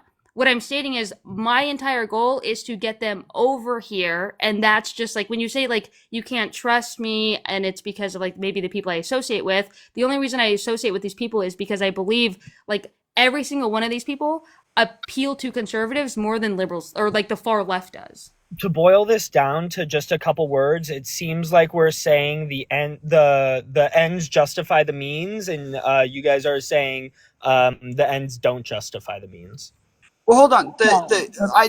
I'm sorry. I don't like the framing of like, Mercedes, you're willing to talk to a Nazi like Tom because you're willing to pull people over from the Nazi Tom side of the internet. I understand, but that is what but I understand you're not saying that. But when she's saying you're talking to Nazis like Tom, and then your answer is, I want to pull people over from that side. No, the reason why is because, dude, they call anyone half of these people in the chat call Kamala Harris a Yahtzee. I've just gotten so desensitized to them saying that I just literally agree with it, and I don't even debate it at this point because it's like it just doesn't even matter to me. They just continually say that. I have been called a Yahtzee like for the past 2 weeks now. I just when they say it, it's like desensitized. I don't even give a fuck anymore. Okay, I like obviously I think we both think that like I'm moderately farther left than you, and obviously the only people who think that I'm a Nazi are these like little tiny small group of people on TikTok where like my whole fucking life I've never been called this except for just a few people. Yeah, I've just been desensitized to it. I've literally just been desensitized to it. If like they call like anyone who isn't ready to storm the Walmart and burn it down a Yahtzee at this point, so it's just like whatever, I just take it for what it is. I just hear it and I'm like, okay. We're in front of an audience. I would like the audience to know. Tell your audience I'm on the left, but yeah. I do Yahtzee tests a lot for people because I've dealt with quite a few and so far it seems like Tom is not, so he doesn't pass the Yahtzee test. Yeah, you don't pass my Groiper Yahtzee test. Damn it. I mean, if you were saying stuff like 271,000 or stuff like that, then I would go but well, again, I literally like if you go watch my videos, all of them are like very like normal Democrat liberal positions. I have one documentary. It's on anti-Semitism. I used to work with anti-Semitic organizations fighting anti-Semitism, like Worldwide Jewish Missions. I grew up celebrating Jewish holidays like yarmulke or wearing yarmulkes and shit. Like this is like dreidels and everything. I'm sorry, this is like a train that we. Okay. Do you have any more questions? Yes, but if you're gonna throw like serious accusations out as just like whatever bullshit, yes, of course that's gonna become and you said you're not, and Mercedes said you're not, so it's all. This isn't the first time somebody's called you that. Come on, let's be real. So. Within the last couple months, it's the first time. I think it really does a disservice to what actually happened over there when we sit here and we call like every single action that. I think it's just like, again, we've gone to that point, but I mean, he did the salute. I thought that was pretty good reason. Yeah. Okay. But well, anyway, he's definitely not. But I did want to talk to you. I did appreciate talking to you and hearing what you have to say. I still don't disagree. I still disagree with you, like, completely. I still think that, like, the way you feel that slurs can be said, it seemed like you said you wouldn't say them to somebody who looks like they might have a disability. I just don't call people names in general. Like, I just don't call people names. I don't do that. And it's just who I am. You know what I mean? Like, I don't go up to people and just call them names for no reason. I spend more time feeding the homeless than calling people names. Like, that's just not, I don't know.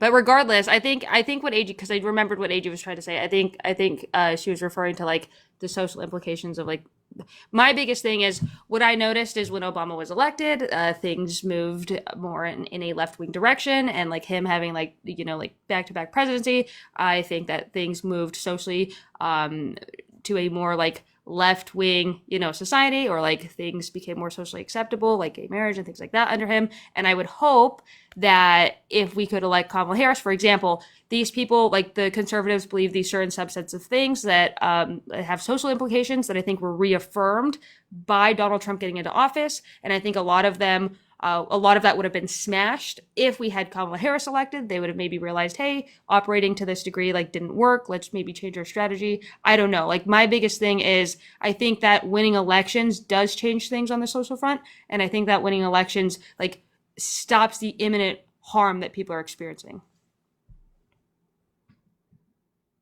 Yeah, I got you. Thank you. You're cool. I like you. Like you're really cool. I don't know. Thank you. I mean, like, I'm not a mean person. I'm really not. I think I'm good. I think I'm good. AG, are you good? Yeah. Yeah. Yeah, you're sweet and very like respectful. So that's just cool. I just know like we've had like past interactions that probably didn't go so well because there was a lot of heat on the panel. So I just thanks for being nice and. No, yeah, I'm a nice person. I'm a nice person. I swear, I'm a nice person. And I can be respectful. So, yeah. Yeah, I don't know like exactly which panels you frequent, but I just know I've seen you in mine. But like that was in the early. That was like in the early. Like I know one time I was in your live specifically, and you and your girlfriend, fiance. I don't know. I'm sorry. I don't know. That's my bro. That's my bro. Yeah, and I had like asked how long you guys have been together because I'm married and I have a wife, and I was trying to connect with you, and you were rude. Honestly, Sorry. Yeah, I was turned off because I was like, there was just like so much previous stuff that I was like, at that point I had like my fingers in my ears and I'm like, la la la la. I think I was joking with you saying that they're like my like multiple different relationships or something like that, but no, that's my bro. Yeah, but yeah, all good. All right, thank you for having us. You're cool. Thank you so much. Appreciate you. I mean, I guess I just one last question, and Nicole, feel free to jump. I just have one last question. So I know you want to bridge the gap, right? And then you want like different people, but I still want like, don't you want to surround yourself around people that have the same morals and values as you, and they can do different things, right? Like, so talk about like my panels. You watched my debates. The people that I have, right? We all hold the same morals and values, but every person brings something different to the table. Why don't you like center that? Yeah, that's why I want to actually connect with you guys. So like, this is why I think these connections or like these conversations are very valid, because my ideal reality is like getting them their foot in the door and then being like, hey, by the way, like AG is really cool. Go watch these debates. And then they sit through you, like really honing in on like the social implications of like what is harmful. And then that switch starting to happen. But that's why I do want to network with you guys, because I think that us working together as one solid unit instead of like tearing each other apart could really build an ecosystem of deconstruction mad machine. You know what I mean? Like they have a propaganda machine that turns, children into fucking conservatives. We could have like the deconstruction machine going, but I think it happens if we decide to work together. And I know like some of the people on this panel, there might be people that y'all don't agree with, or like maybe there's people in the UFA tour that I don't agree with on everything with. But then I'm like, okay, at the end of the day, we're all working to a common goal to get people to start the deconstruction, and then I can pass them off to you guys. The only reason I don't do both the social deconstruction and the policy at the same time is because a lot of these people, the only way they'll listen to me is if they sadly think I'm based. It's very sad that these people are so fucking, the IQ's in hell that they can't even listen to someone unless you sound like them. They refuse to, and I just don't know if that's like a big ass amygdala problem or what's going on there, but it's sad. The reality is sad. I do not like to be in this position, but I chose this position because I know it worked on me, and I know it'll work on, I get messages all the time of people, there's a lot of ex-conservatives in my Discord that simply because of what I'm doing. So it's like, it's frustrating. I know it's fucking frustrating, but here I am. Yeah, I just think that's why it's like it's a right wing pipeline, right? That's why the right wing was so effective in like the 2017. Nobody started out watching like Sargon of Akkad or like Richard Spencer or like Nick Fuentes.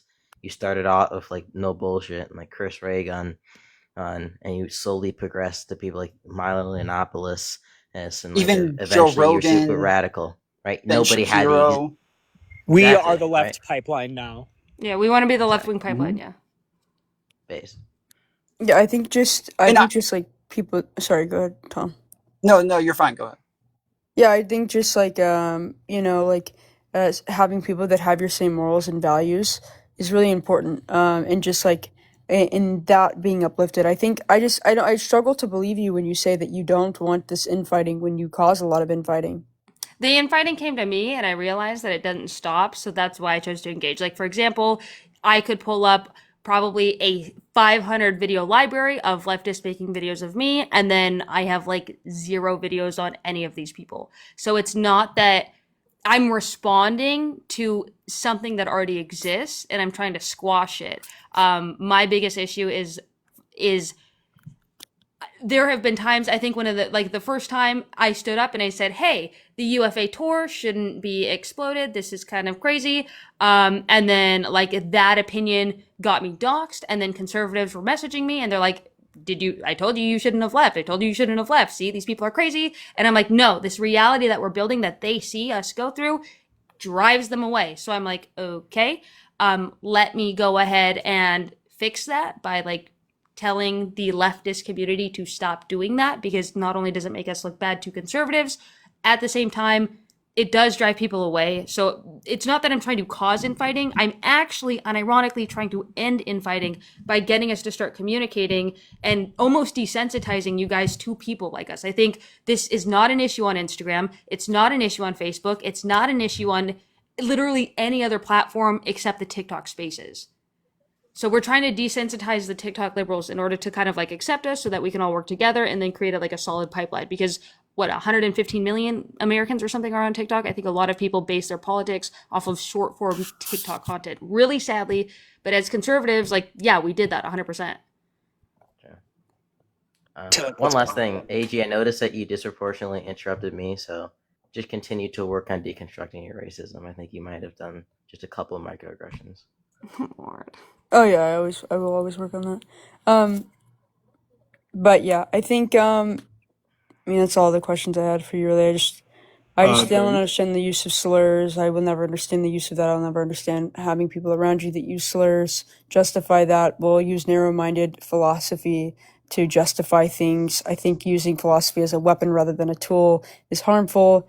But I think like this, like I understand you wanting to get us to communicate, but I don't think that you're going to get people on the left to agree with you. I think that you're causing more. Yes, and I agree that the I left will. don't know if you're starting to see that or not, but I agree that the left will probably never agree with me, but they're not my audience. Like, they're not the people that I would love to work together with them. That would be beautiful. But if they don't want to work with me, they're the last people I'm thinking of because they're already voting for harm reduction.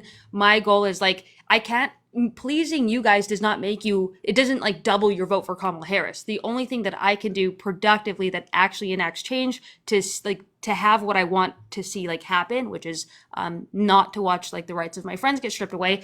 I want to pull the conservatives.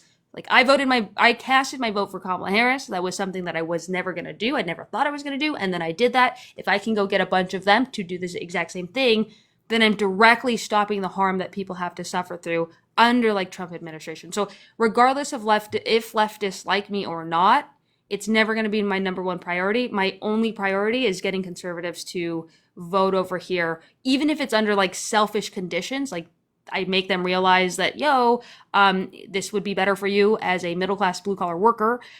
Even if it's under those the byproduct of their Kamala Harris vote, trans people don't lose their rights. yeah, I think like I think that that's like smart, right? And then like you at least you're bridging the gap, and then I understood your whole like ideology of just like wanting to get people to bridge the gap that then pushes them into other spaces to where they'll listen. Yeah, like you. I am afraid though that you like what I want is somebody that does all of it, right? That talks about the social issues.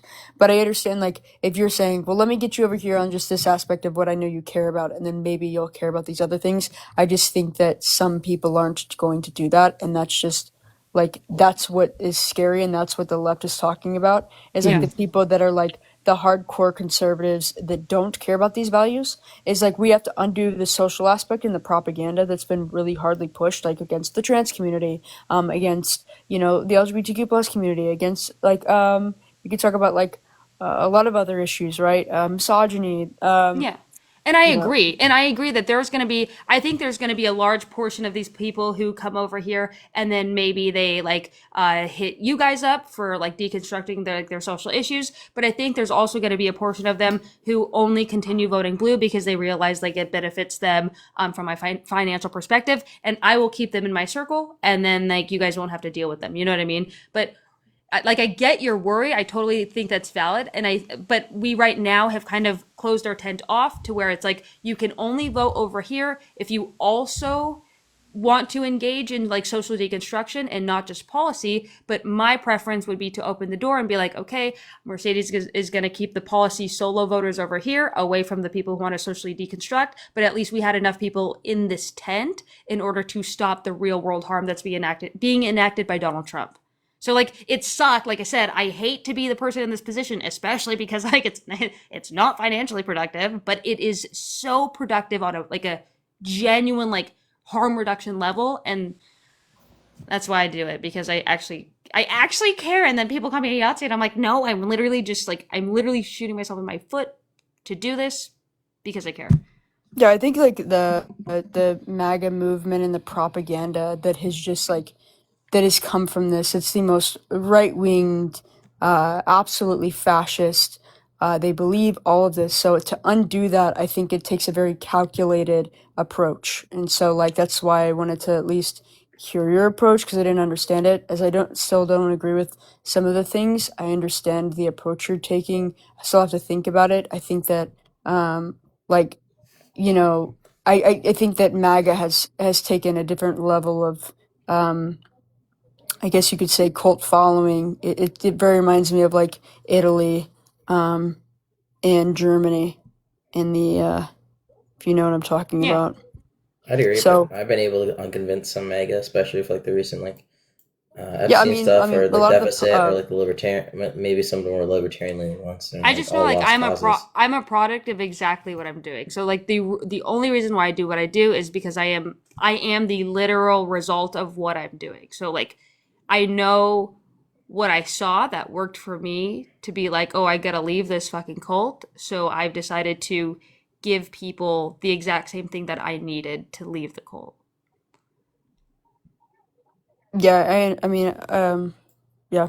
Well, I mean, that's all I had to say. I appreciate you listening to me. I think, yeah, I don't know if we'll ever come to the agreement on just not having people in your circle that say slurs, and stuff like that. But appreciate you talking to me for this long. Oh, anytime. Yeah, that's fine. All right, take care. You too. I mean, Magpie seems to think that they understand a lot of these issues, so I would invite them on. Yes. Yeah. Hold on, everyone hold on. Hey, it's Tashika. I just want to come up here and say, I'm not here for like a full-on conversation. I just want to come up here and say, the entire fucking conversation that Nicole and AG just had with you, was it not bar for bar the exact same conversation we had last night? Yeah, I think you're the leader of this. I think people are seeing what you're doing. Okay, so why am I getting death threats? Because I don't think these people are consistent, and I think, yeah. No, but I would argue that not only are you leading this idea that leftists want to come even engage in these conversations, but I would also argue that they have probably seen you do this to some capacity, and now they are either trying to do the same thing.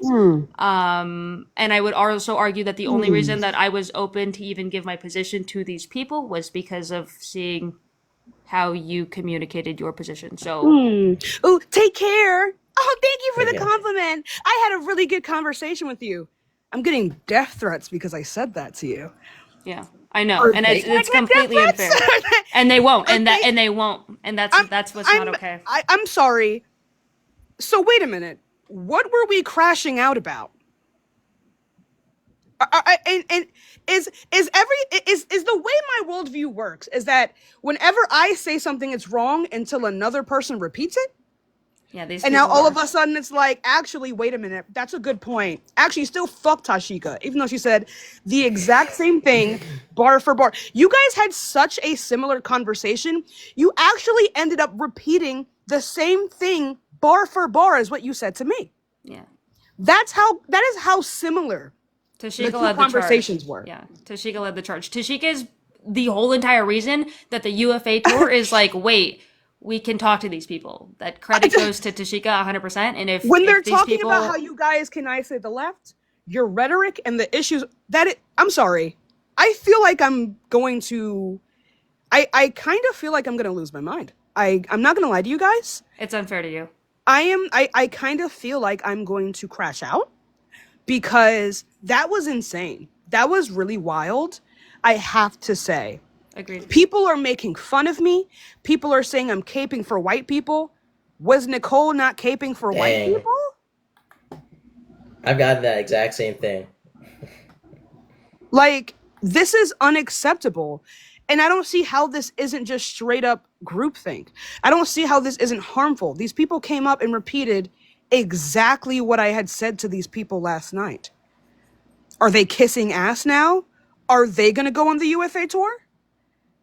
Like, I am genuinely... Nicole didn't agree with Mercedes. Neither the fuck did I. I'm so annoyed. I'm actually getting annoyed. Okay. But anyway, by the way, to the chat who might not be familiar, this is Queen Tashika. She's kind of like a based god, so you guys should follow her. And yeah. And I want to say something again. I don't know why this white bitch is saying that I attacked everyone on the tour. I did not. If anything, if you looked at any of my posts or any of my public statements, I said, I am never... was that Mantis? No. Okay. I am never going to speak poorly about the black people who went on that first tour. I actually spoke so highly of them that all of us are actually still friends. We're all still friends. I was able to mend the relationship, except for one. I was able to mend the relationship that we all still talk and that we all still find value in each other because I explicitly said, I am not going to speak lowly of the black people here who are just trying to make a change and doing what they thought was right. Also, none of us were on the first tour. Okay. She's not talking to us. I think she's talking to the audience because I'm saying to the audience. Yeah. I'm saying to the audience, like they're saying you're sucking up to the same people. None of us were even part of the first tour. I'm not part of it's Mercedes wasn't part of the first tour. And also, again, didn't you call people monkeys? Yeah. Bitch, I call people monkeys in my own live and y'all be laughing it the fuck up. There's literally a clip on my main account where I told a woman, you sound like an ape. And then she proceeded to go, ooh, ooh, ah. And I said, monkey see, monkey do. And y'all were laughing it the fuck up. Let's not act like we give a shit. Okay? Let's not act like we care. Oh, I don't care. This is not, like, I don't know what this is. Mm-hmm. But my biggest issue again is that you had just rehad the exact same conversation that we had previously, and everyone understood. And now all of a sudden I say, I said the exact same thing, and all of a sudden it's like, ooh, yikes, go fuck yourself. Die. Anyway, love you guys. Bye. Love you. Where are you leaving? Damn. Your queen just left you. My queen. It was all here. I actually do have a very serious attention to bring to the table about the fucking American tour. So I did some calculation. I did some calculations, and I found out that out of the percentage of black people on the tour, out of all the people, is 17.7%. Now, as overrepresentation as a part of the crap, exactly, 14% of the population is actually black. So whites are actually being underrepresented on the tour. Tom, how do you feel about between being 12 oppressed? and 13? Yes, 12 and 13. Yeah, Tom, how do you feel I'm about being underrepresented here. Yeah, it's a little upsetting. We don't have enough white. Scratch, is it 0.2% Jewish?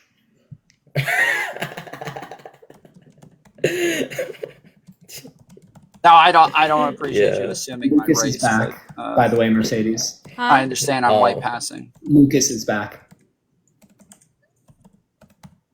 Sorry, I suck. Dyslexia sucks. Kyla is probably like, God I was damn, trying to Mercedes, get Magpie I can't to read jump up anything that you're saying. He's basically nope. It's a fucking joke. Stop taking it so seriously. My God. Wait, are people I don't- taking it is- seriously? I is wasn't Magpie Yes, in I'm the saying box? I'm basic because I based the calculation off the old poster, not the new one. Yo, is my Wait, audio okay? wait, is the new poster the one with Destiny in it? Yeah, the new one has Destiny in it. Wait, yeah, no, I did use the new one then. Lucas, are you at the gym? Yeah. Oh yeah, guys. Lucas is 15 weeks out from the 15 show. weeks out, boys. He's 15 weeks. 15 Yes, weeks sir. out. Okay. Well, that was good. I think Tashika makes a fair point. I literally have been in the same situation as her as I've laid the groundwork for something and then someone will come on the back end and do exactly what I just did while I sit there and get torn apart for doing it. So I can totally understand that frustration. Like even when it comes to like they're like, "Oh my god, Mercedes, you platformed Ray Ray" or something like that, and then like these people are out there debating like straight up like schmazzies or like talking to Nick Fuentes, even though they know that Nick Fuentes will never change their mind. I mean, like even though we have the same You exact just say intention, yeah. Nick Fuentes is the worst groiper of them all. Maybe Candace, but we'll see. True. I think Candace is worse. How can you just sit there in front of Nick Fuentes and just let him say disgusting things about your own race? Like, how can you just sit there and like let him say that in front of you? It's wild. Well, Candace is smart enough to know what's going on. She's just I'm just a. Is there any people in the chat who have any thoughts like about the conversation or think that I'm still wrong somehow? I think I'm making headway with these people, guys. The thing that I said I was going to do, I think it's working. I think these people are listening to what I'm saying and they're like, "Oh, Mercedes isn't a bad person. She's actually put herself in a position that's horrific in order to try to like help us keep our rights." You know what I mean? So You seem to have some Magpie in the thoughts about box? me They asking were in AJ the to chat. deconstruct. They were in the chat for a while saying they disagreed, and so I was telling them I don't see them. to hop Scratch, up. by the Oh, way- that's sad. They said that they Scratch, had by a the degree way, and that they could educate us on this. Lucas, go ahead. So a black woman held the door for me today, so my deconstruction of holding the door for a black woman the other day was voided. So Oh, now we're back fuck. to square one. Damn, You you're actively perpetuating racism. Fuck you. Lucas. Yeah, Get my out of my ratio is back to normal. Is there a magpie in the chat? Or like anyone who they stopped disagrees with chatting. us? Is there Yeah, they stopped anyone? chatting. I mean, I have a Yeah, question so. for Mercedes. Hi, hon. How do you personally, if the people you're working with, some people that you're working with, if they fundamentally disagree with something that you believe in that goes against you, would you still work with that person? Like, are you? I guess like which group of people are you talking about? Are you talking about like? Because are you talking about like the far leftists or like these people? No, like, I mean, it could be these people, like whomever. Like I'm saying, like certain people that you work with believe that you cannot experience racism, and obviously you believe you can. Or What are they do working you believe you for? can? I mean, regardless, I just like whatever. Like, okay, for example, Tashika has said things to me like Mercedes, like take a rope and like, to a tree, and like has said like some wild. But she's willing to work with me. I'm willing to work with Yeah, but her. that's She not wants cool, to build. though. But she wants to build. I know, but like I am. When I tell you guys that I am so desperate to win elections, I don't give a fuck. Tashika could say anything she wanted to me, and if she wanted to be like, "Hey, Mercedes, let's go feed the homeless people," I'd be like, "Let's go. I'll pick you up at 5. Let's go straight up." But take a rope to a tree. That's not someone you work with. You don't take that type of bullshit from anybody. That's nonsense. I know, Like, but when I tell generally, you, you can agree with someone to the max, but never take that type of disrespect. Would you rather I take it if her opinion, if she if she is physically like acting in a way that I think is productive, then whatever word she says is just not going to hurt my feelings. I Would you take like a rather very someone conservative be- stance that like where like words just like don't hurt my feelings. Would you rather someone be mean and like say something mean and Trump win? Or sorry, someone say something mean and Kamala win, or someone not be mean and Trump win? This is a conservative, I think. Mm-hmm. Oh. Yeah. Dang. Got it. This is a conservative who probably wants me over on their side. Well, it's not really that because like I talk and I work with other Democrats and moderates, so I'm not like where I only work with people who are Republicans and conservatives. So no, my mind is very open. I'm completely fine if anyone's a different political spectrum or political party than me. That's not a problem. But it's like I'd rather be in a room or work with someone who's very far leftist, who's respectable, than someone who's not respectable and they're conservative. I just wouldn't take that type of BS from anyone. It's like if you have a message, if you're not treating people with decent kindness, then what's the point of your message? But I think Tashika But I would think be sometimes the the person, goal but is more important, yeah, right? and I think like Tashika would be the person, like regardless of the shit she says, I think she would genuinely like get out there through actions, like to make the world a better place. And I value that more than I value words. But isn't your whole thing words? No, my Correct me if whole I'm wrong, thing but is the whole tour is talking. the whole tour is to like get people to stop crying about words so much. It's about the goal. It's about getting people to vote for Democrats. It's about we do that by getting them to stop crying about like small things. Like for example, I think Tashika has been in a lot of spaces in which she had said one thing that someone doesn't like, and then they're like, bye bye Tashika, you are no longer part of our movement, and then she continuously gets ostracized by people for being too much. And I'm offering a platform to Tashika where I'm like, I don't give a fuck what you say to me, girl, like I'll fight with you regardless. I know. That's like probably people are like, well, that's really weird. That's really dumb, Mercedes. These people are disrespecting you. And I'm like, disrespect me if it means that I win election. I don't give a fuck. Like that's how desperate I am to win elections or build electoral power to any capacity. I think this is why the whole tour doesn't work.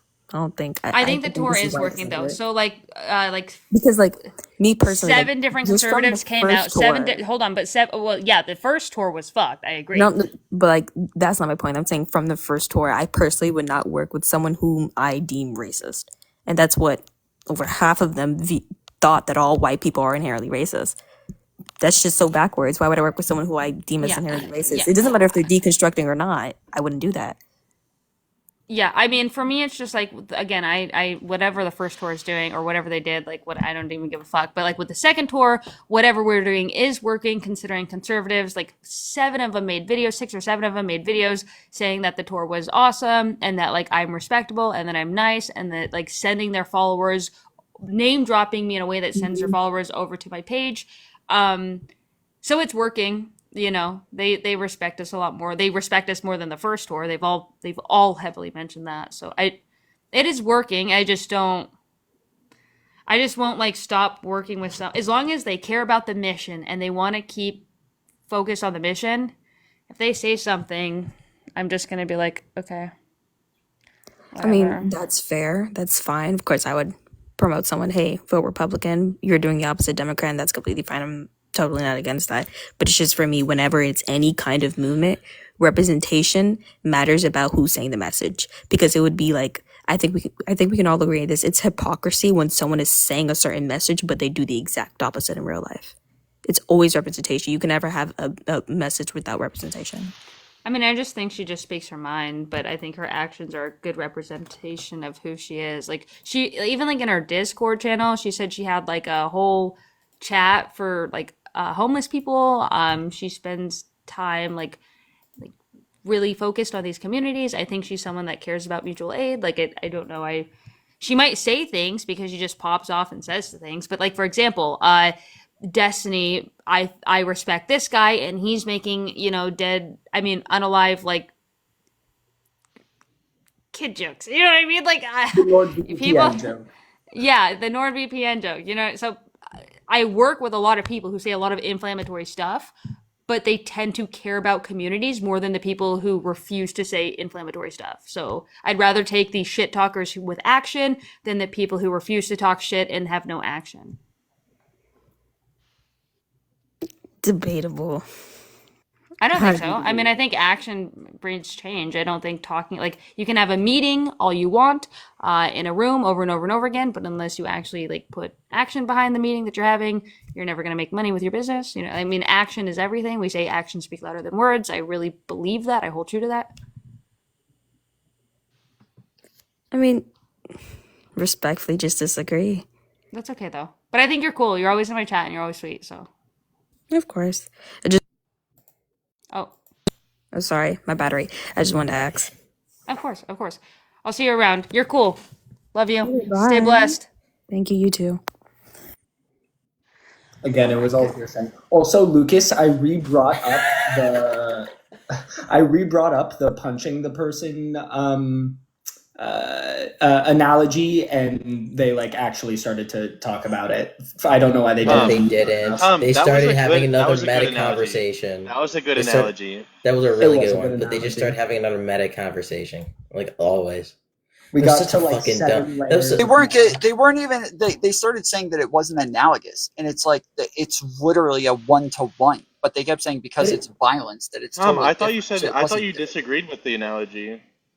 No, I was saying that the analogy was correct. They were saying that it was disanalogous, and I kept arguing. I was like, no, it's a 1-to-1. It's literally 1-to-1. It was such a dumb argument to the like just fuck me having like using like an existing moral framework to make decisions, like that's literally what they were arguing against. I mean, Well, even that's if what you took like that's if what you I took kept the trying to actual get action, to is they were making an assumption that you didn't actually logic through it because of the short amount of time that you took, and so they're saying that the amount of time that you took is a heuristic. They have to no believe idea if that's that you true. that's what I kept saying, and I kept trying to get us to like focus on that because that was like the part where everything was veering off was the heuristic is the amount of time that you took, and I kept trying to get her to like respond to like you understand that if you don't like he could have possibly have logic this in that short amount of time, Mhm. and every time before she would answer somebody else would jump in and ask another question, and so she was just never able to I thought her wait, criticism wait, was that wait. I thought her criticism was that he took too long to respond, and that Yeah. he The originally was criticism like going to was- be biased. Yeah. Yeah, the criticism was It that it was too started long, off like that. and then it became it didn't take long enough. There's a goalpost move in the middle of the conversation. Yeah, When I kind of just read it. No, she was saying that the amount of time that you took to answer says that you would normally go with what is intuitive, but you knew that what your intuition you took longer to do it because you didn't want to say the intuitive part because that would agree with her. So you instead took longer to answer to logic it out, and that if you actually wanted to be honest and logic it out honestly, you would have to take way longer than just a couple seconds to really figure it out. Which is just that even if that's true, it doesn't mean that you didn't come to the correct conclusion. I thought she was saying the opposite. I thought she was expecting Scratch to say immediately what he thought based on his intuition. Yeah, no, she about did. it. That's what she wanted me to immediately say. No. It was the opposite. It was that she expected him to have already logicked it out, already know the answer, and that because he didn't already know the answer, he had to work it out in the moment. Yeah. And so because he worked it out in the moment and didn't go with an intuitive answer, he didn't take long enough to really think about it. But I literally pressed her on it. Like I'm like, okay, why do we have like moral frameworks? And she was like, oh, so we can like, and she even agreed with me, like it's to make decisions when we don't know. It helps us make these decisions. Was her claim that all of philosophy, since all of philosophy is based on intuition, you should act immediately like on your emotional intuition about things? That's that was horrible literally argument. that is a terrible argument. But Tom, do you think that was just her being disingenuous? Like honestly, maybe I think that lots of times so a lot of times when we were making like 1-to-1 comparisons, she would say, you're bad at debating. And I do think that a lot of times, especially with analogies, that's where a lot of people get caught up. And it's really hard to understand somebody's thought process or their moral framework or get them to challenge their framework without hypotheticals and analogies. But it's also the part that a lot of people just kind of hit a wall, and it makes it harder for them, which is why I was trying to like reword things a bunch of times just to make it so that we easier, can understand each other more. That makes sense. Pretty cool stuff, I don't guys. know. Pretty cool stuff. Before we bore this chat to death, I mean, remember, guys, we are not on YouTube. We are on TikTok, and they hate this shit. Well, we have like 217 people. We have 200. Yeah, we got 200 people watching over here as well. So. Okay. What? You gotta start yelling at each other. God. No, I think if you're gonna try and like criticize somebody for taking 5 seconds to think in an argument, that like that demonstrates like a level of dishonesty. I don't know. You're too quick-witted for your own good. For the chat, True. So I'm too quick-witted for my own good. There were a bunch of people in chat earlier who kept saying like, no, you are a Yahtzee because you did the salute. The thing is that the salute is like a heuristic. That's a thing that we would use to say this like symbolizes some sort of ideology. But when you say somebody is a Yahtzee, you are saying they hold this ideology. That's not, you're not just giving a heuristic anymore. You are literally saying they hold this ideology. You have no evidence that I hold that ideology. All of my content is literally the opposite of that. The salute is a heuristic that you would use to say, oh, that's a red flag to say they might hold this ideology. So if you just take that out of context, you are purposefully being bad faith. You are being insanely disingenuous. We needed to press her so much more specifically when she said problematic, because when you say problematic, that implies that something is creating like a bad thing, like there is a problem in this thing, and she never like really explained what the problem or harm was specifically. She just said that it was like bad. Yeah, I think I tried to press her Are there on any that multiple conservatives times. who debate? I'm sorry, we're No. getting Do we have going again, Mercedes. anybody in chat who disagrees that wants I to just come know up? how like the TikTok spaces are. Like YouTube is like straight up. I think they're Yeah, about if there's Mercedes, anybody not in gonna lie, chat, I'm considering leaving. LMO. Wait, you said not gonna lie, you're considering leaving what? This is boring. yeah, Oh if shit. there's anybody in If you're in chat who chat and you think disagrees, that if you think that Phil Bro shit is boring and you're in chat, put a 1. Also, if you're MAGA or disagree with literally anything, request that. Lucas. If you're yeah, and based also in Phil people, Bro Pill, just real put a quick, 2. hold Put a on real 2. quick. Anybody in my chat, if you guys want to come over and disagree as Tashika well, Queen. just Queen look up, Tashika. just You look please up come up here. Just look up Mercedes Chandler on TikTok. I'm not able to post the link in my YouTube chat. I won't let people click on it. But if you guys want to come over here and disagree, you have to do it on TikTok. I see there's a ton of people in my waiting room on Discord. We're not in my Discord. You have to do it on TikTok. So Yeah, you guys, Tashika, did you want up? You can. Mantis can make it. Yeah, Mantis, you bring the audience. I think people will flock for a Mantis crash out, like straight up. I don't know, like that is what TikTok is, and I think like this is when we talk about like this culture and the environment over here. Why I understand this platform so well is because I get it that like these people want crash outs, they want drama, they want dunk on, they do not want any intellectual conversations whatsoever, and that's just the reality of like short form content on this platform that was like I think pioneered by children. You keep checking for me. Every time I just happen to scroll past, immediately. I told you, I think you're a queen, and I think that you're going to carve out. I think you're going to carve out these people's a change in their reality, and then they're not going to give you credit for it. I just feel like I'm kind of losing my mind. Yeah. I just feel like I'm kind of losing my fucking mind, you know? And that these people don't care, and that all of this was performative. All of this was performative. None of this was real, right? Surviving Tashika is diabolical. Like I was trying to murder the guy. Like, it's diabolical. Over a what was less than a 2-minute TikTok chat. Mind you guys, this man has my number. That's where I live. Sorry, you couldn't shoot a bitch a text? Huh? Oh, no. Guys, wait a minute, guys. My friend has a platform, which means I have to try to embarrass him publicly. Sorry, I forgot you're not a person. Huh?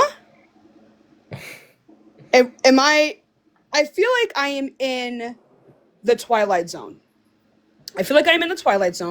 The way in which the chat completely shifted their tone the second I said, this is exactly what we were talking about.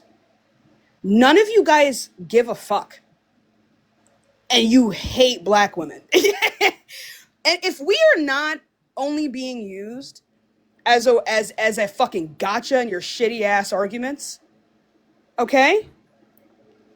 The second we step a little bit out, how the fuck am I performative about shit that I almost said something crazy. I don't want to get banned on this account. Whoa! Tons of them have been on my platform and had cordial conversations with me as well. It doesn't make sense. I'm sorry. 1 second. How am I performative about things that directly affect me? Tiffany said you didn't welcome conversation. Thin-lipped, assless ass, fitting hair. Shut the fuck up. Shut up. I am so sick of the cheapening of conversation and the fact that I pioneer every single fucking one. And you guys will shit on me. Give me my fucking flowers, bitch. What are you talking about? What are we talking about? This is why I love you. You guys will tear me a fucking sunder. Fuck you. Fuck you. I just don't see, like, if I was like the pettiest bitch on the planet, I don't see why I wouldn't join the fucking UFA tour to spite. You guys are pieces of shit. And none of you have free will. You're all dumb. You're dummies. You're a dummy, bitch. Idiotic idiot. Moronic morons.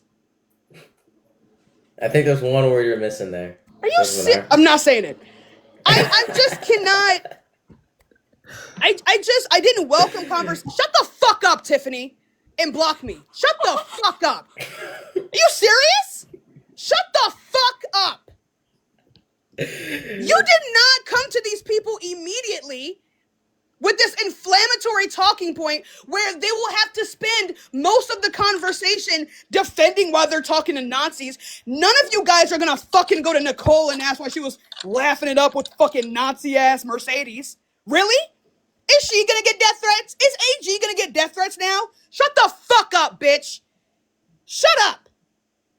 You serious? Disgusting, nasty shit. You fucking rich, privileged ass motherfuckers. You guys don't give a fuck about anything else other than making yourselves fucking feel good. You guys are dogs. Dogs. I will always give you my platform to do this. I'm not, like, that was unacceptable. Y'all are weird. Oh, you're poor and stupid? Die. Anyway, so I don't know what, like, I don't know, like, who the fuck you call? Are you gonna beat my ass? What are you gonna do? Anyway, that really annoyed me, especially, like, as a black woman, because you guys like to do that a lot to us. You do, right? Because year from now, you guys are always going to be like, oh, like, I'm so mad at what you guys did to Tashika, or what happened to that? And it's because of the way you guys fucking treat people. It is because you give dogs, literal fucking dogs, credit for shit that I pioneer. It's okay if you don't like me. Don't fucking lie, bitch. Don't lie. You guys are weird. Dogs. Jump. The fuck? Yes, Maylee. I would argue that Tashika is pioneering this. Maylee, I don't know how to say your name, but disgusting. I could not believe that. Mercedes, I would really love for you to post both of those live streams. I can send you all of it. Yeah. I genuinely need both of those live streams so we can splice them both together. Yes, ma'am. I will have a Google Drive together and I'll send disgusting. You the link. Disgusting. You guys are such fucking jokes. That's why you lose every fucking election. Now you can't even get a fucking abortion, dumb bitch. What's wrong with you? Based? You serious? Based? Idiots. Based. Half of you bitches are losing Medicaid. I knew it. Medicaid. Because you're dumb. You serious? People are dying. Because this is what you do. This is what you guys fucking do. So it's just like you guys, I get it. Maybe, I don't know.